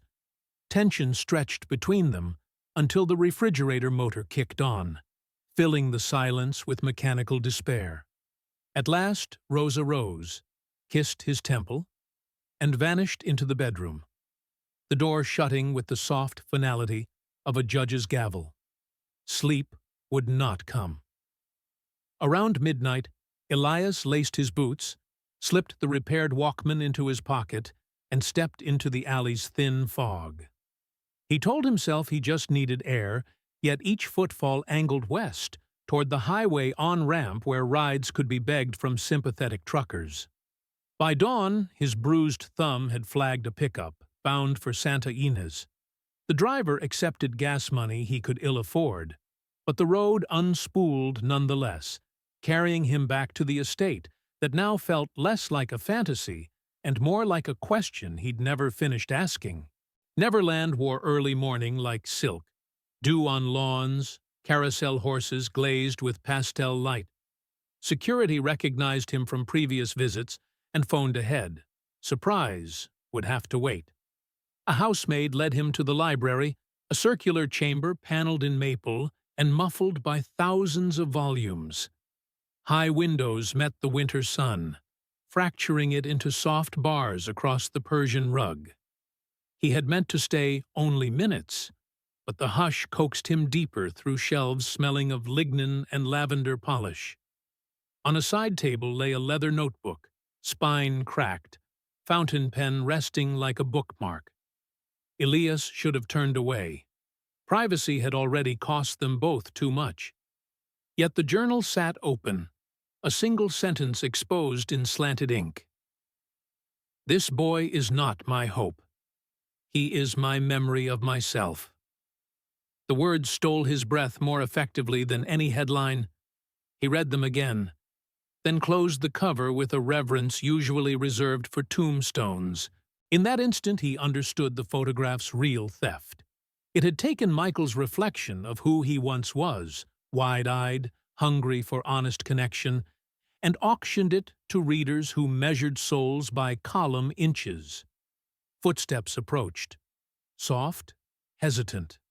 Elias slipped between stacks, heart a fluttering instrument out of tune. From the shadow, he glimpsed Michael enter, tie undone, hair unstyled, face drawn, as if sleep had argued all night. The singer gazed at the empty reading chair, fingers brushing its back like greeting an absent friend. He exhaled, gently closed the curtains against the growing light, and left without noticing the boy hidden 4 feet away. Elias fled before guilt could anchor him. Down the spiral staircase, past the arcade, through the staff kitchen where cinnamon rolls cooled unanswered. Outside, clouds massed over the hills, their underbellies bruised purple. He reached the perimeter fence, scaled it despite security cameras swiveling in polite confusion, and cut across a cattle field until the estate was a pale smear. Only then did he slow, lungs burning with more than exertion. The city welcomed him back with traffic honks and posters advertising the very interview he had yet to grant. Somehow Rains had leaked the possibility, stoking appetites. Dollar figures now floated in speculative articles like confetti at a parade he never joined. In storefront TVs, pundits debated whether Elias was a victim or accomplice. None pronounced his name correctly. He felt the smell of gold everywhere, on bus rails, in laundromats, even in the steam rising from sewer grates, an invisible auric vapor promising escape at the cost of something unnamed. That evening, Bobby Rains found him outside the closed roller rink where teenagers skated after curfew. Rain-slick neon made puddles look electrified. "Decision day, kid," Bobby said, lighting a cigarette that hissed in the drizzle. "Clock's ticking on that 40 grand. Elias pictured Rosa counting quarters for rent, the trailer's roof patched with tar paper, the medical bills from their mother's last hospital stint still unpaid. Then he pictured the sentence in Michael's journal, ink glistening like wet sorrow. The two images warred until he tasted blood, where he'd bitten his lip. "I can't," he whispered. "You think the pop star will share his bank book?" Bobby scoffed. "Wake up. He's an empire. Empires survive. Peasants don't." Elias stepped back, the choice crystallizing into something heavier than money. What kind of man am I becoming? In the end, he turned, Walkman earphones clamping out Bobby's curses, and marched into night that smelled of asphalt and coming storms. Storms, he'd learned, could cleanse as well as destroy. Wind drove a hard drizzle along Alameda Street, rattling loose siding like pennies in a tin can. Elias cut across vacant lots to avoid the news vans now camped outside his neighborhood, keeping his head low beneath the hood of a surplus army jacket. He carried no suitcase, just the battered Walkman, a dented thermos of diner coffee, and a key that no longer fit the lock on Rosa's trailer, since reporters convinced the landlord to change it for security purposes. The key did, however, open something older. The door of the rust-stained Airstream his parents had abandoned in a weed-clogged storage yard after the landlord first jacked the rent. No one had paid on the unit in years. The padlock hung snapped, courtesy of scavengers who'd already stripped the place of copper wire. Inside, the air tasted of mildew and half-forgotten tragedies. The single foam mattress had birthed colonies of mossy rot, but the overhead skylight, cracked though it was, still admitted a meek shaft of morning. Elias wedged a folding chair beneath it, nose stinging from the damp, and ran his flashlight across surfaces warped by heat waves past.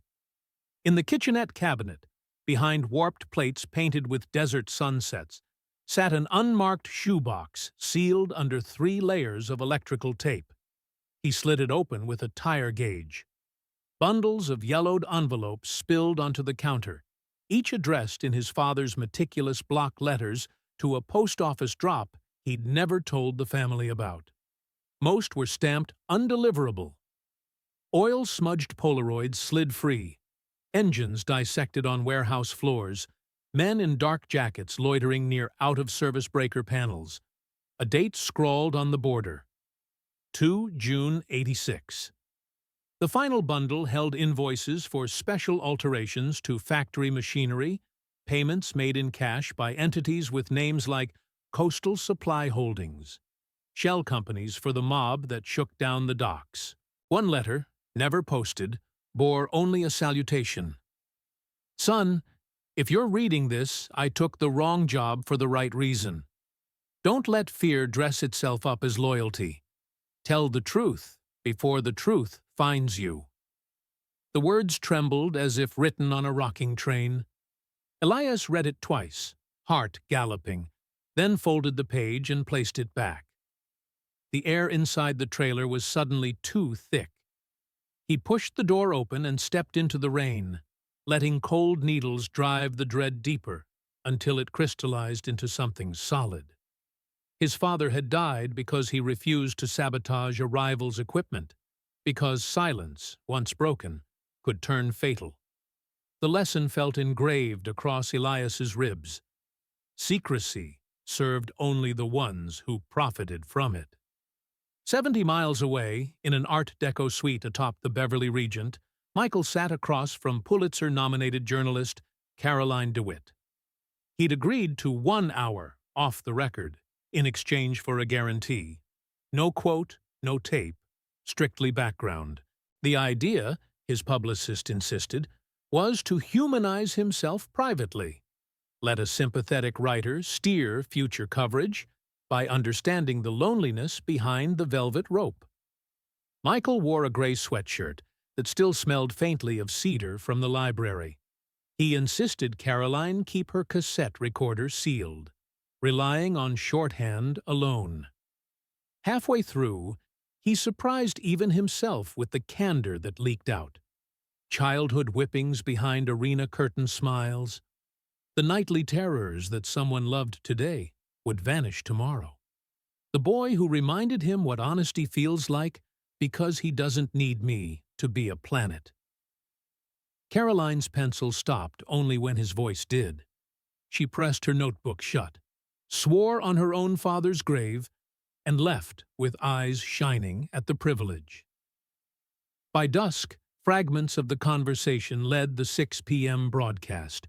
An unnamed source, the anchor teased, revealed the pop superstar feared losing the one person unafraid of his maskless face. Tabloids scrolled ticker-style around the TV frame. Caroline's byline stood nowhere, yet her phrasing, maskless face, surfaced verbatim on a competing network 30 minutes later. Michael, watching from a dressing room monitor, felt his stomach plunge as though the floor had become ice and he was barefoot. He called Henderson.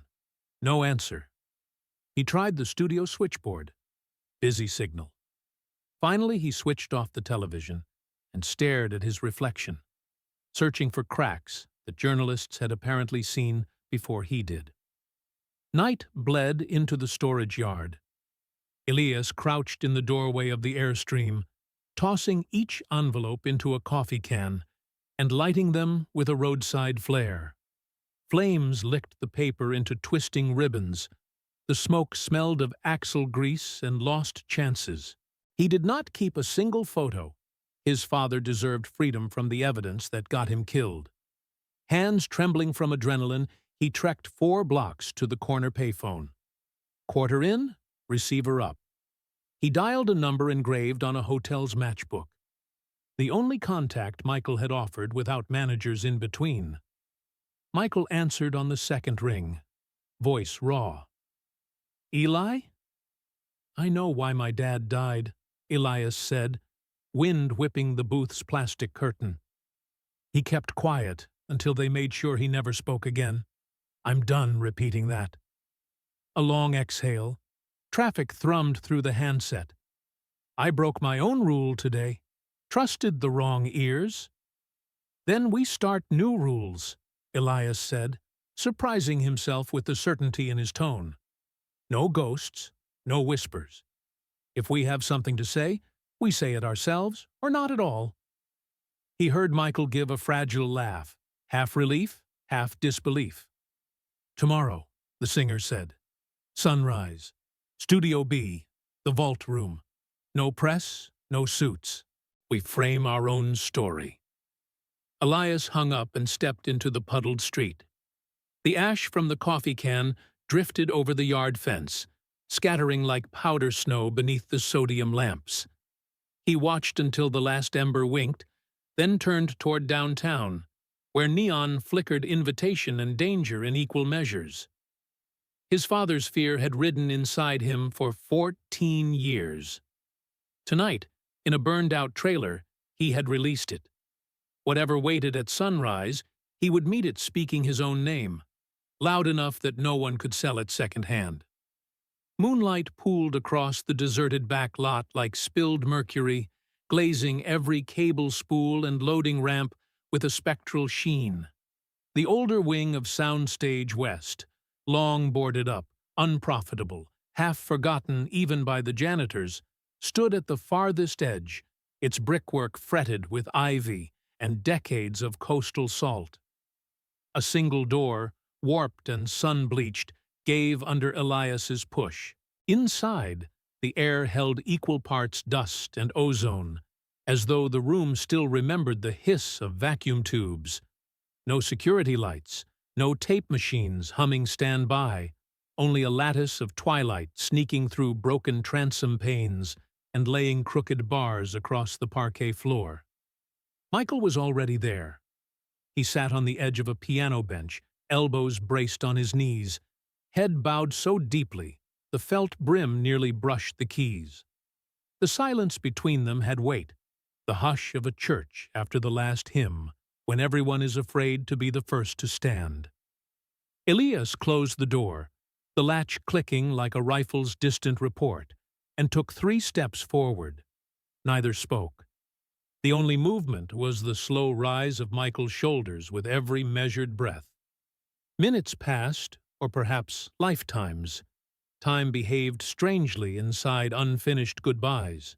Eventually, Elias reached into his jacket and withdrew the photograph that had circulated through printing presses, radio chatter, and predatory dinner conversations far from either man's control. The image glittered faintly under the moonstripe. 2 silhouettes in a koi pond garden, laughter half-caught, innocence jarred like a firefly under glass. Without ceremony, he tore it down the center. Paper fibers snapped, reluctant. He tore again, then again, until the fragments were nothing larger than fingernails. Michael watched, eyes unreadable, hands linked so tight the knuckles shone. When Elias finished, he opened his palm and let the scraps drift to the floorboards. They sounded like dry leaves, the gentlest possible sound for something so final. "I won't speak," Elias said, voice hoarse from a day spent outrunning voices that weren't his own. "Not because I'm scared, because you were the first person to meet me without asking what angle paid best." Michael lifted his head. In the pallid light, his face looked carved from something too tender for museums. Wax melted, remolded, melted again. He nodded once, a monarch acknowledging terms of surrender. Then he rose, crossed the floor until they stood a breath apart. The hush thickened. Even the rats beneath the floorboards seemed to pause. When he finally spoke, the words were almost inaudible. "If silence is the price of dignity, we'll pay together. But I don't intend to vanish. Come with me." He led Elias through a side corridor into a basement sub-studio no tour brochure had ever listed. Concrete walls sweated, and cables coiled overhead like dormant serpents. 2 battered microphone stands faced each other beneath a single work lamp. Beside them, a reel-to-reel deck waited, leader tape clipped and ready. No branding, no gold-plated rack units, just enough circuitry to trap a human breath before it could be misquoted. Michael tapped one stand. "Your channel." Elias raised an eyebrow. "You said we'd do something together, off the grid." "We start here. Anonymous tracks. No liner notes, no cover art. We press vinyl under a fake imprint and ship crates to every homeless shelter from Compton to Cleveland. If they never know our names, they can't hang scandals on the songs." Elias circled the lamp's spill, fingertips brushing the oxidized pop filter. "What do we put on tape?" "Memory," Michael answered. "Your father's engine hum, my mother singing harmony before school buses arrived. The crack when a promise breaks. Anything true enough to outlive rumor."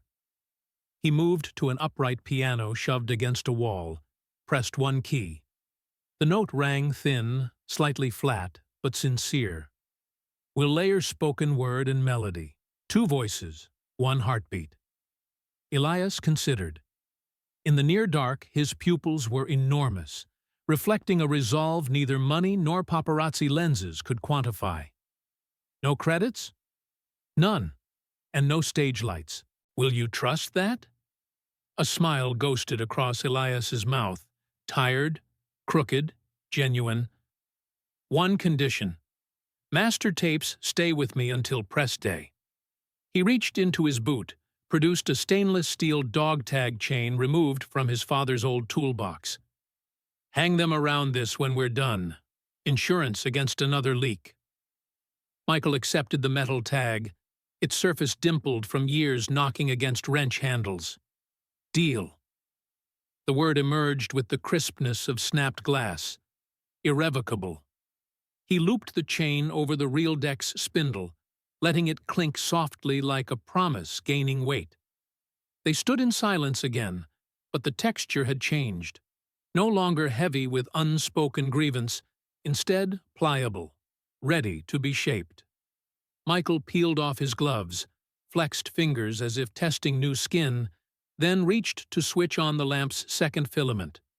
Warm amber filled the room, casting 2 elongated shadows that merged on the far wall, indistinguishable from one another. He gestured to a battered stool. Sit when you're ready. Speak when you must. I'll follow. Elias pulled the Walkman from his pocket, popped the door, removed the half-worn cassette. Magnetic tape glimmered like a dark river in moonlight, the last thing his father had been repairing the night he died. He placed it atop the piano where the lamp could warm it, as though thawing a relic for resurrection. Outside, the city throbbed with neon headlines and pre-dawn delivery trucks ferrying gossip to newsstands. Here, under 40 watts and secrecy, 2 outsiders prepared to etch something quieter into acetate and airwaves. Their eyes met across the microphones. No handshake, no hug, just an understanding older than contracts. Noise sells, but silence keeps its word. The first note slipped into darkness like a single match struck in a cavern. 2 flea-speck bulbs dangled over the basement studio, their filaments sighing each time Michael pressed a key on the Rhodes. No monitor speakers, only a pair of battered headphones worn by the lone engineer half-dozing in the corner, lured here by an urgent phone call and sworn silence. The walls were cinder block painted the color of ash, sticky with decades of nicotine and tape-spliced secrets. They reflected nothing, swallowed everything. Perfect.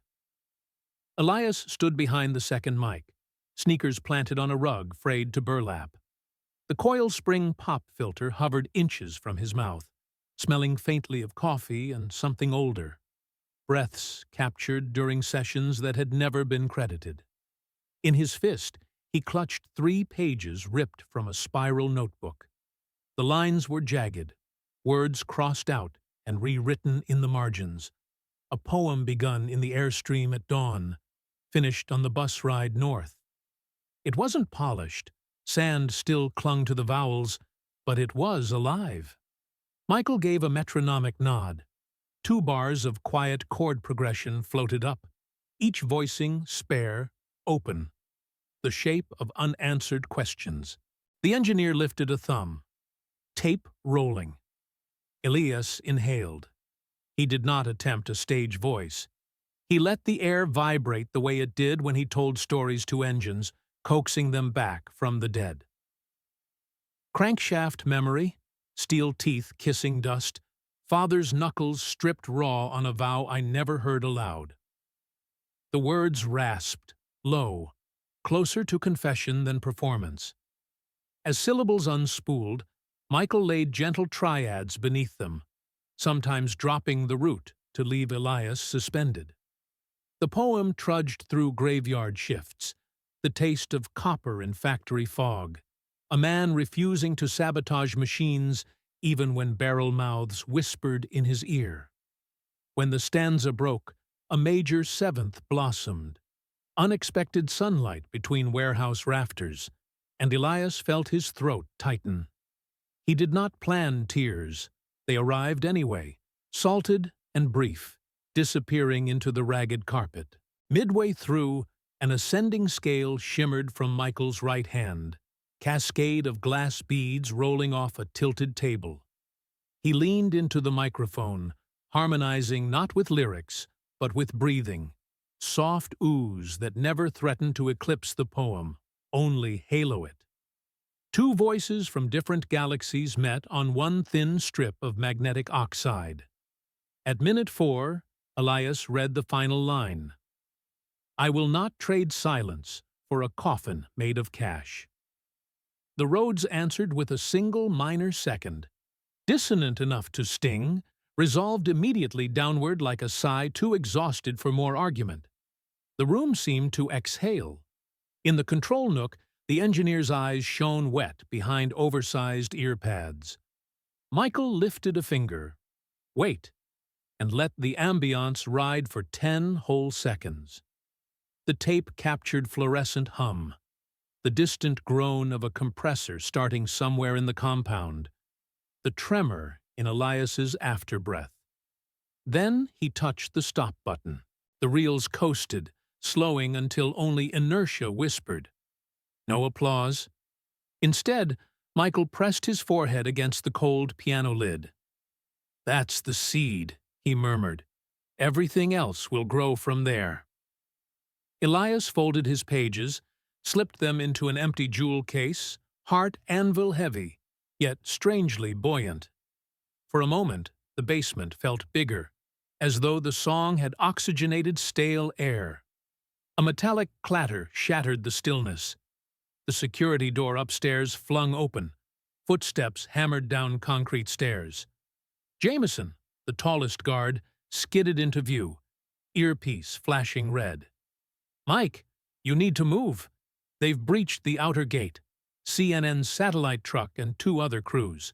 Your staff's trying to stall, but—" Michael straightened, closed the piano fallboard with decisive gentleness. "Are they armed with anything but microphones?" "Just cameras," Jameson admitted, chest heaving. "Then I'm done hiding." He stood, tugged the collar of his plain denim jacket. No sequins, no epaulettes, just fabric. To Elias he said, "Lock the masters." "Around the tag."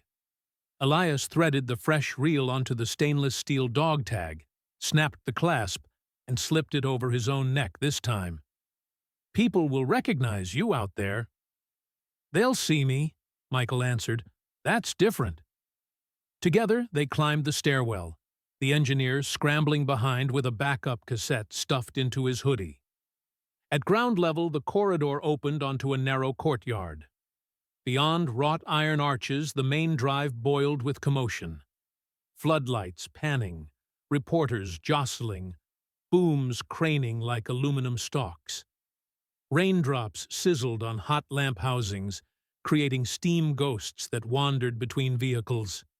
A publicist darted toward Michael, waving a pre-written statement on studio letterhead. He stepped aside, palms up, no thanks, and continued until his soles met the puddled asphalt just inside the circle of lights. The chatter collapsed into near silence, save for camera shutters machine gunning. Michael removed his hat, rain threading his curls into dark rivulets. Heads tilted, some expecting a spectacle, others a meltdown. Instead, he offered 4 sentences, voice pitched no louder than conversation, yet amplified by the hush. "This isn't a boy," he said, nodding toward the shadowed stairwell where Elias lingered, half hidden. "He's a voice. Today that voice carried the weight of truth heavier than any gold record. Sometimes the purest sound is what refuses a name. Listen for it. You'll know. No more." He stepped back. Flashbulbs sought further comment. None came. A producer hissed, "That's not copy. That's riddles." Michael smiled, a private smile untouched by lenses, and turned away. Inside, As security guided him down the hallway, the engineer pressed play on a spare pair of headphones. The final sustained note of Elias's poem, Father's Vow Turned into Tone, blossomed, filled each ear cup like rising tide, then faded into infinite magnetic hush. He glanced at the tape counter. 5:03. Barely 5 minutes to carve a fault line through rumor country. Outside, journalists shouted questions that ricocheted off corrugated siding. Why the secrecy? Why the kid? What are you hiding? The basement studio could not hear them. It was already rewinding, preparing for take two. The red status bulb on the doorframe glowed anew, its tiny filament broadcasting a silent headline to anyone who cared to read light instead of ink. Recording in progress. Truth, take one, was only the warm-up. Boxes of donated clothing stood stacked like uneven city blocks along the hallway of St. Bridget's Night Shelter in Cleveland. Between corduroy blazers and polyester skirts, a volunteer named Juanita found something stranger than winter boots. A plain Maxell C90 tape, no label except a pencil-scrawled arrow pointing to Side A. Dinner was still an hour off, so she threaded the tape into the rec room deck. First came a throb of room tone, concrete breathing, a fluorescent hum, then two voices. One recited a scrap of childhood in a rusty baritone, the other slipped between piano chords like moonlight under a door. No names, no chorus, yet every syllable felt handwritten for whoever happened to be listening. By the third minute, the men clustered near the heater stopped arguing about football scores.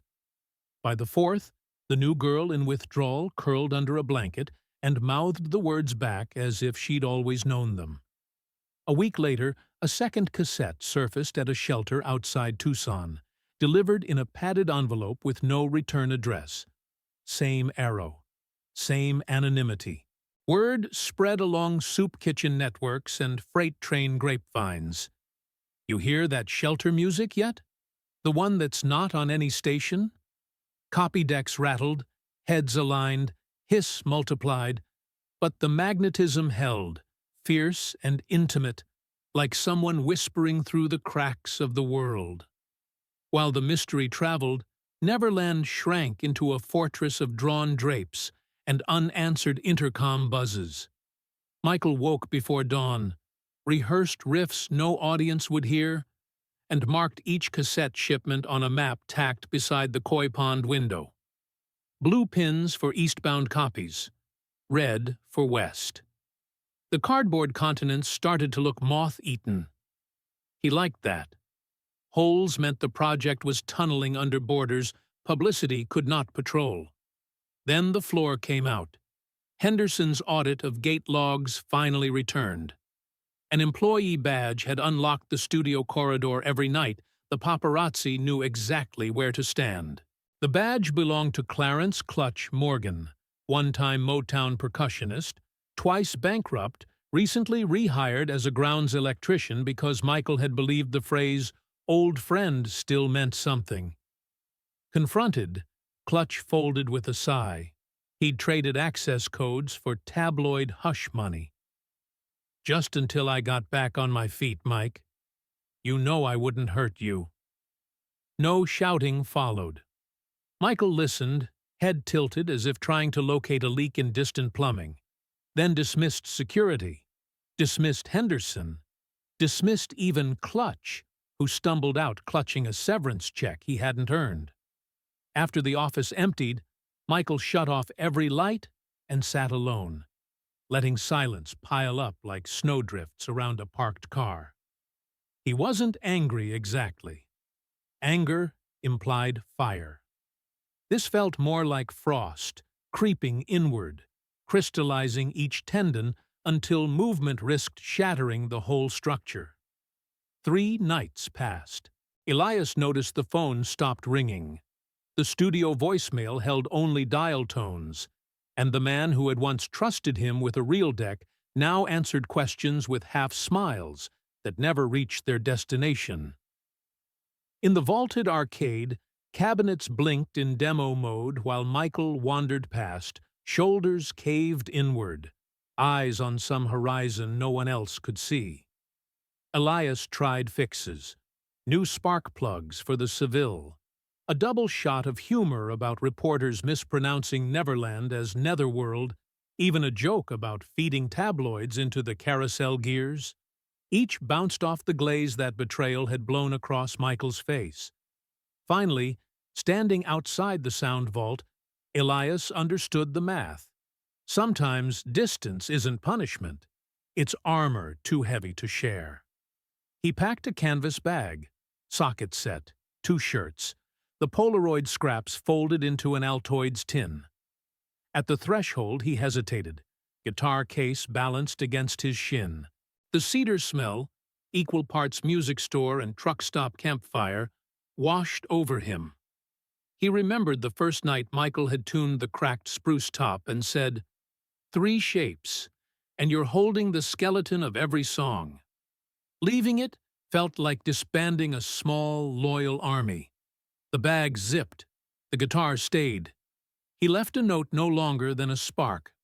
Roads erase. Strings remember. By dawn, he was back in L.A., hoisting crates at a discount tire warehouse where no one recognized him except Bobby Raines, who lurked outside counting delivery schedules against syndication deadlines. Late afternoon sun knifed through stained glass skylights in the vault when Michael found the guitar. Dust motes spun around the tuning pegs like tiny planets. He knelt, flipped the latch, and felt the instrument's weight settle against his palm. The exact heft of trust offered once, maybe twice in a lifetime. The missing owner's absence pressed on the air, louder than engine backfires, louder than court accusations. He placed the guitar on the piano lid, fingers hovering over the strings but stopping short. Not yet. First he walked to the wall map and stared at the rainbow of pins, at counties lit with rumors of nameless music. One shelter coordinator in Memphis had mailed a postcard. "Whoever you are, people sleep easier to this tape. That deserves daylight, not shadow. Daylight." The word lodged under his ribs. Elias had not left his instrument in anger. He'd staked it as collateral for an answer. Michael realized the shape of that answer might not be another chord, or even another shipment. It might be the simple act of stepping out from behind grievances, owning the project, yet still letting it roam free. He draped a sheet over the map, as if tucking it in for the night, and returned to the guitar. A gentle strum, D sus2, unresolved, asking permission.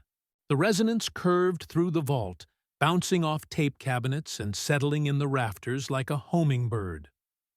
For the first time since Clutch's confession, Michael felt the frost recede, dripping unseen someplace behind his sternum.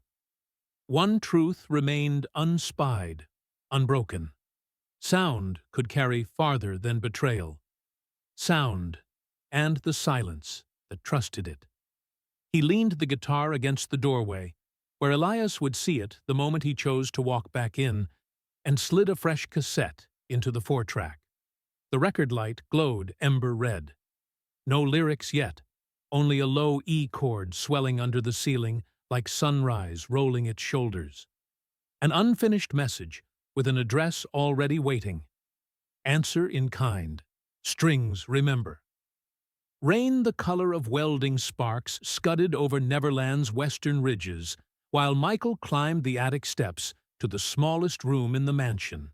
A cedar-lined crawl space built for storage, not sound. No console, no piano, just an outdated Nagra reel-to-reel perched on a milk crate and the squat glow of a battery lamp. He closed the hatch behind him, sealing out every echo of managers, lawsuits, and the betrayal that still hummed like low voltage in the walls. A blank tape waited on the hub. He threaded it with the same care surgeons reserve for arteries, then sat cross-legged on a wool blanket that smelled faintly of camphor and the forgotten winters of his Midwestern childhood. For a long minute, he did nothing but listen. To roof tiles contracting in the cold, to distant peafowl screeching at invisible predators, to the slow percussion of his own pulse. The microphone was a Shure SM-57, pinched between books on astronomy. Its grill caught the lamplight like a muted star. Michael leaned in until his breath nudged the capsule. No script, no melody. He spoke in a register too soft for arenas, the tone a man deploys when reading bedside stories to someone trembling under morphine. "Ish, you're quieter than headlights on an empty boulevard," he began, words unraveling in measured stitches. "But I still hear you. I hear you when tour buses suppose they're engines of destiny, when critics sharpen quills, when even my shoes squeak accusations across marble floors. I hear you most when the world is sure I'm deaf." He paused, swallowed the lump forming hard as bone. Rain intensified, ticking on skylight glass above his head. He continued, slower now, vowels widening. "People will sell the echoes of your footsteps, little brother. They'll rent your shadow by the hour, guard your name like a spark in wind. And if your hands ever shake too badly to tune a string, remember, silence is a note, too." No chord followed, only breathing. He let the reel spin 5 more seconds, room tone like velvet darkness. Then hit stop. He rewound, labeled the carton in block letters. Side A. Mile 0. A felt tip sensed hesitation at the bottom corner, yet he wrote anyway. EAM. 2 initials balanced like twins who had learned to lean on each other's weight. A second box, third, fourth, each devoured a fresh master until a stack of 10 glinted like clandestine invitations. Addressee: the Harbor House Youth Shelter, Oakland, California. He slid the cassettes into a plain brown parcel, taped it, and scrawled a return address that existed only in lost and found ledgers. Box 42, Wonderland, California. A grin tugged, fleeting but real. Days later, Harbor House's program coordinator, Maeve Delgado, crouched beside a shoeless 14-year-old who refused antidepressants but loved broken radios. They were soldering a battery clip when the mailroom aide plunked down the anonymous package. By evening, Maeve had commandeered the dayroom boombox. The tape hissed, a heartbeat of silence, then that voice. Cracked at the edges, yet warm enough to cup cold fingers around. The boys in metal bunks went still. Even the skeptic on nicotine patches sat up, eyelids half-masked, as though tracking constellations no ceiling could hide. When the final breath faded, Maeve pressed rewind, tears flaring without permission. She'd interviewed 1,000 runaways, heard every brand of sales pitch, but never a voice that surrendered its power so willingly. She did not recognize it belonged to the most photographed man on Earth, only that it carried the gravity of someone who'd survived private winters. Maeve phoned a colleague at the Bay City Chronicle, a features reporter who favored nuance over scandal. "Off record," she insisted. "Just listen." She played the tape over the line. On the other end, the reporter scribbled, "Unknown Elijah? Michael?" Then crossed it out, writing instead, "Anonymous Healer." Her story, published 2 Sundays later, was a quiet wonder. A nameless cassette travels the shelter circuit, and kids sleep easier. No clickbait flourish, just an invitation. If this message finds you, pass it on. The world apparently needs it. The article ricocheted through librarian newsletters, community bulletins, even a parish leaflet in Omaha. Each retelling blurred the origin further, amplifying the mystery. Back at Neverland, Michael unfolded the chronicle on a breakfast tray he wouldn't touch. The headline widened behind his glasses, the corner of his mouth twitching, half pride, half relief. Henderson barged in, wielding crisis memos, but Michael raised a palm. "File them," he said, voice calm as pond water. "The music's where it belongs." That afternoon, 20 more boxes shipped out, each marked EM, addressed to shelters, group homes, halfway houses. No press release followed, only the hum of FedEx tires crunching river gravel and the faint scent of Sharpie ink lingering in an empty foyer. Los Angeles, 2:11 a.m. Fluorescent tubes spat dim light across the tire warehouse while Elias scrubbed axle grease from his nails. The graveyard shift radio, usually married to power ballad cheese, cracked with static and settled on an AM community station. Tonight's Reflection Hour, an untitled monologue sent by a listener known only as EM. He froze, wrench halfway into a socket. Rain's soft voice filled the cavernous bay, the same words he'd heard birthed in attic darkness. "You're quieter than headlights." His chest tightened, equal parts awe and something that felt like homesickness for a place that might never exist outside magnetic tape. Juan, the senior mechanic, noticed. "Earth to Kid. Ghost story, get you?" Elias managed a smile. "Just recognizing an old road," he said, torquing the lug nut tight. The monologue ended. Silence lingered on the airwaves, pregnant, comfortable. Elias wiped his hands, reached into his locker, and touched the dog tag chain now warmed by his skin. The initials pressed a cool circle against his thumb. Outside, trucks downshifted on the freeway, tail lights arcing like crimson comets toward unknown horizons. Somewhere up that endless strip of asphalt, a mansion lamp flicked off, and a man exhaled as though releasing a stone he'd held too long.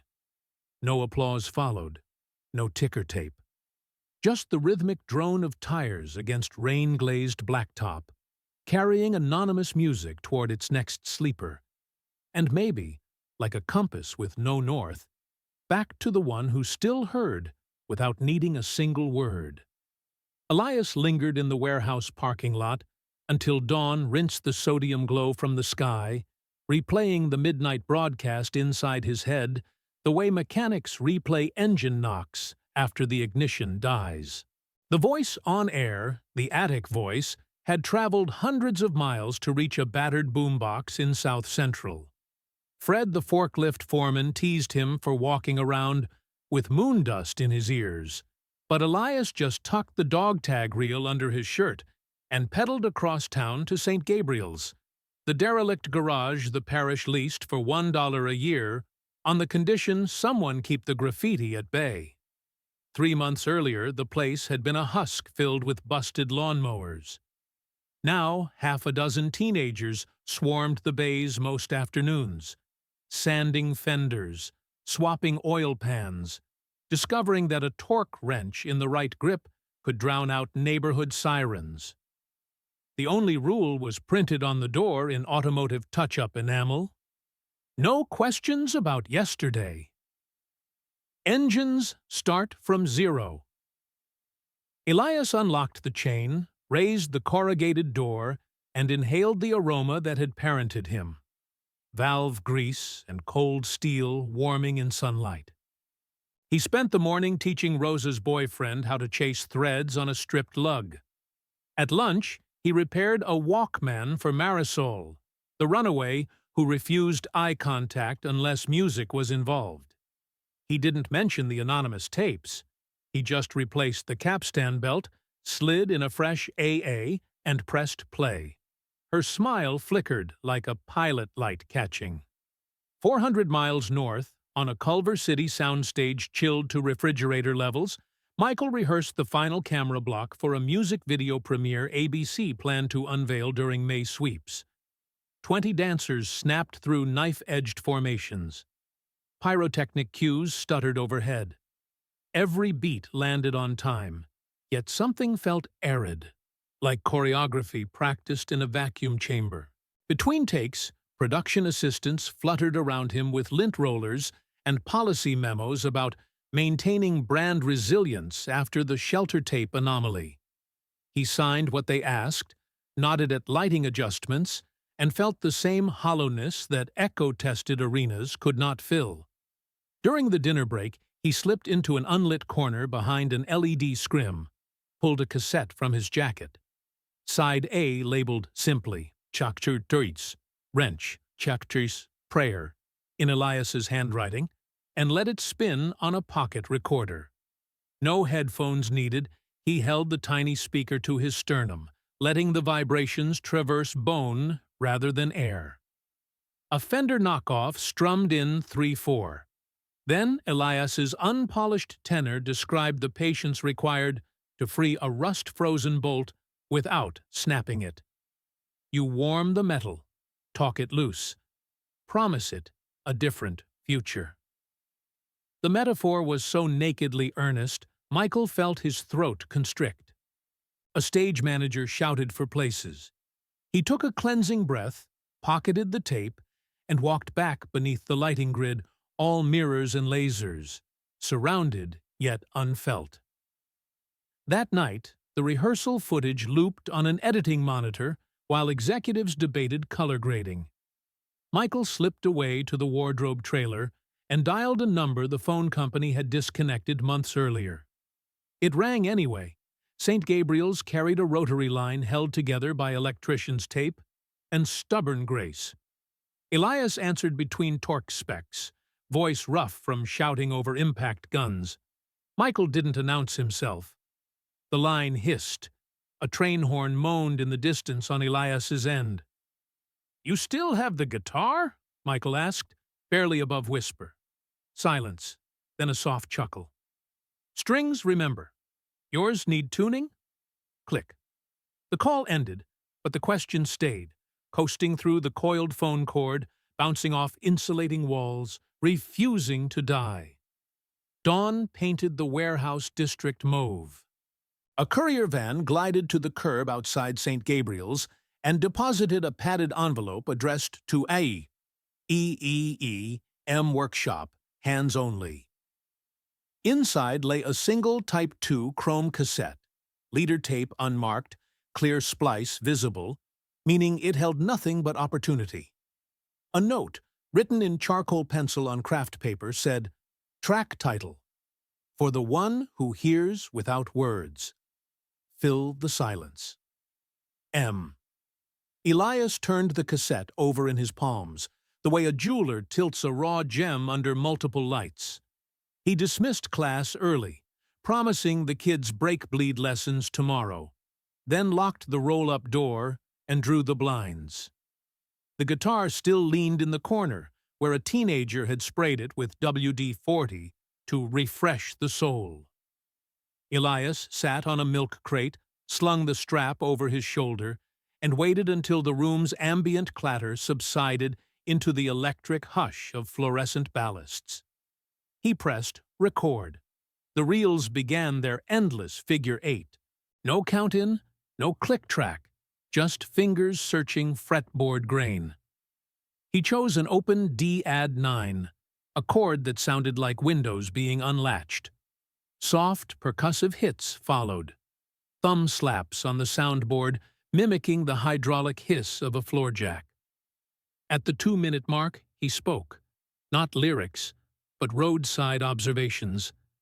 The smell of hot asphalt after first rain, the stutter in a 1971 Ford's idle that resolves when you show the carburetor mercy. Words and strings interleaved, neither leading, both orbiting a center made of shared nights no camera crew could monetize. When the 45-minute reel neared its leader, Elias whispered, "Silence is a note, too," and lifted his fingers. Tape thunked, spooled out. He rewound, slipped the cassette back into its shell, and wrote E side/M side on the liner. No stamp this time. He would deliver it himself. On premiere day, the Hollywood Roosevelt's ballroom throbbed with camera flashes, executives in carbon black tuxedos, and fans pressing against velvet ropes. A giant screen waited to unveil the new video. $3 million of CGI and cultural calculus.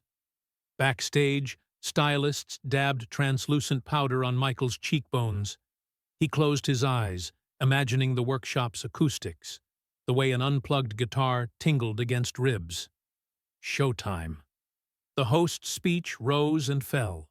Spotlights skimmed the ceiling like search beams. Just before the countdown hit 0, Michael leaned to the stage manager and murmured one sentence. Confusion rippled, then frantic relay among headset channels. The master tape failed to roll.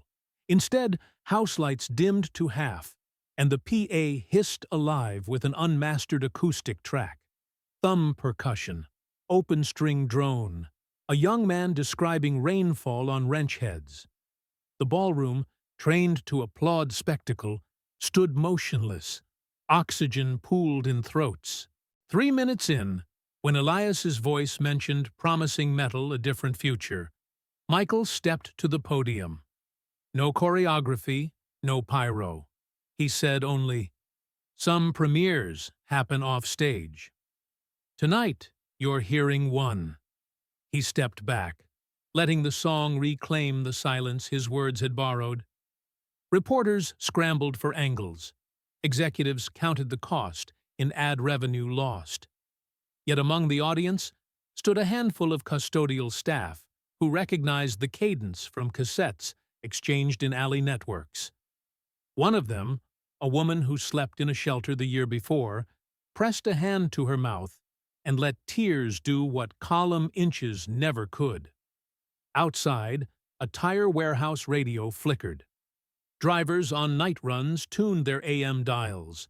Maeve Delgado, in Oakland, paused mid-sentence during a counseling session because the ceiling speaker carried a voice she'd filed under miracles.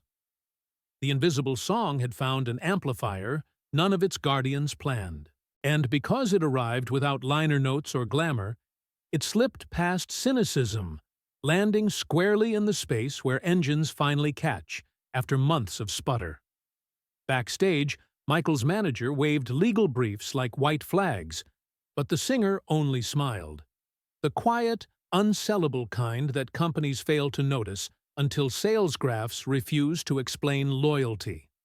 Somewhere south, Elias boarded a night bus with a guitar case and a dog-tag necklace that rattled like coins of a kingdom neither of them intended to rule. He did not buy a ticket to Hollywood. He aimed for the next stretch of map where pins hadn't yet pierced cardboard.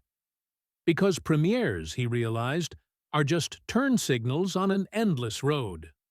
Blink once to let the world know you're changing lanes. Then keep driving until the engine hum merges with your pulse, and every mile marker hums back. Strings remember. Strings remember. The last of the day's heat still clung to the cinder block walls when Elias flicked off the overhead fluorescence and let twilight shoulder its way through the cracked sash windows. The room, once a disused parish storage wing, had been reborn with mismatched desks, a scarred drum kit, and amplifiers rescued from pawn-shop oblivion. 6 teenagers slouched in metal chairs, eyes bright with the wary curiosity of strays invited inside for the first time. A frayed extension cord snaked across chipped linoleum to a weather-stained tape deck perched on the teacher's table. Elias lifted the guitar case that had followed him up freight steps, onto buses, through hotel service corridors, the spruce still smelling faintly of WD-40 and rain. He unclasped the lid. In the gloaming, the instrument's wood flashed gold like a secret sunrise. No fanfare. He handed out tools the way a foreman distributes hard hats. A shaker made from welded bolts, a cardboard box repurposed into a kick drum, a thrift store Strat missing 2 strings, an alto recorder with hairline cracks sealed by electrical tape. Each offering found a set of uncertain hands. "Don't play what you know," Elias said, sliding onto a stool. "Play the space you need." He pressed REC on the tape deck. A faint thrum of magnetic hiss filled the room, barometer for whatever truth might surface. 2 beats of silence. Then a ragged chord, open and searching, bloomed from the guitar's sound hole. No sheet music guided them. The teenagers leaned into the unknown like motorcyclists banking into a blind curve. The bolt shaker whispered rain. The box drum thumped a heartbeat too slow for dance floors, but perfect for confession. The half-strung Strat found a single drone note and held it, patient as a horizon. Elias wove a melody that refused to resolve, letting harmonics hang in the air until they trembled into other notes. As the improvised loop took shape, he reached for the deck's play button and layered in the chrome cassette Michael had mailed without return address. Static cleared. A voice, soft and unarmored, drifted from the speaker. "I'm not thanking you, because heroes need parades and victims need alibis. We needed neither. We only needed not to lie." The teenagers stilled. Words settled onto their shoulders, not like commandments, but like fabric cut to fit. Elias nodded them back into motion. The groove deepened, rough edges intentional, a collage assembled from breaths and finger squeaks. They played until night erased the final stripe of orange on the western window panes. When the last note decayed into the deck's ever-present hiss, no one moved. That hush felt colossal, as though the room had spun away from the planet and found a quieter orbit. Elias clicked stop, flipped the safety tab on the cassette, and tucked it into an envelope addressed only with 2 initials. EMU. A kid with purple-dyed hair asked where it would go. "Forward," Elias said. "That's all any road knows." 9 floors above Wilshire Boulevard, Michael sat cross-legged on the carpeted sill of a hotel picture window, still wearing the sweat-darkened T-shirt from the evening's stadium encore.